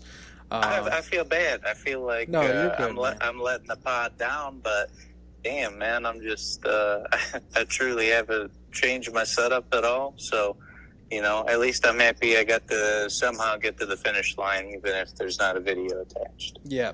If anything, you elevated it, Luca. Yeah, you elevated it. We did. Overall, I think this pod has been super fun. I'm super glad to have you on, and I can't wait to have you on for the next time. Heck yeah. So, you've got some things to plug, and I want you to, just rattle off your podcast, like where people can find you and all that good jazz. Yeah, I mean, I do a couple podcasts myself, but even before I get to those, Jake, thank you for the kind words. It's been a real treat to be here on your pod, and Addison, I feel like I've gained some new perspective on some things, and got to go back to the drawing board and rewatch some of this stuff. But you can find me on Stirring the Pot with Luca Sauceda. That's a podcast where I just interview some close friends of mine and, just people I find interesting, and goes a lot of different directions for sure. I like to keep that one just for me, just to do, whatever the fuck I want, baby. Yes. But you can also find me on a podcast called On Twos. That's an animated movie podcast. I'm just one co-host to my good friend Nathan Talan. But yeah, we're in season 3 of On Twos, and we're going to keep pushing through and do some more for sure. But yeah, we break down animated movies, and so I do both of those. So you can find me there I believe it's under the Talan Brothers Podcast Network. Those are 2 friends of mine, and we kind of pretty much do. We do podcasts together, but that's who I make my movies with as well. So, we're a little unit who are now going by the name of Light Switch Moon. So, you might see a little bit more of that name coming up here pretty soon. But yeah, I got a couple podcasts myself where you might even hear the one beautiful voice of Jake Baker. So, yeah. Yeah, every once in a while we get over there. Yeah. Thank you, Luca, for spending your time with us. I know it went a little long, but there was a lot to cover. So appreciate you sitting through all this, and, just thank you. Thank you, Luca. Thank you for having me. I'm going to go and see whatever's left of this movie night pick that was not mine. I'll see what's going on for sure. All right, peace out, brother. Love you. Love you too, brother. Addison, a pleasure, my man. We will talk soon. I can't wait to watch a movie. Hell yeah. Peace, Luca. Thank you. Peace. Take it easy. Take it easy.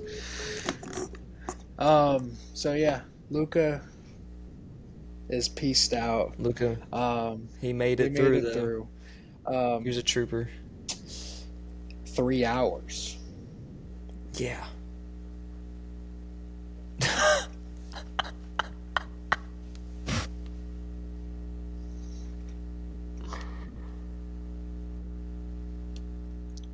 Oh? Oh? A little treat at the end?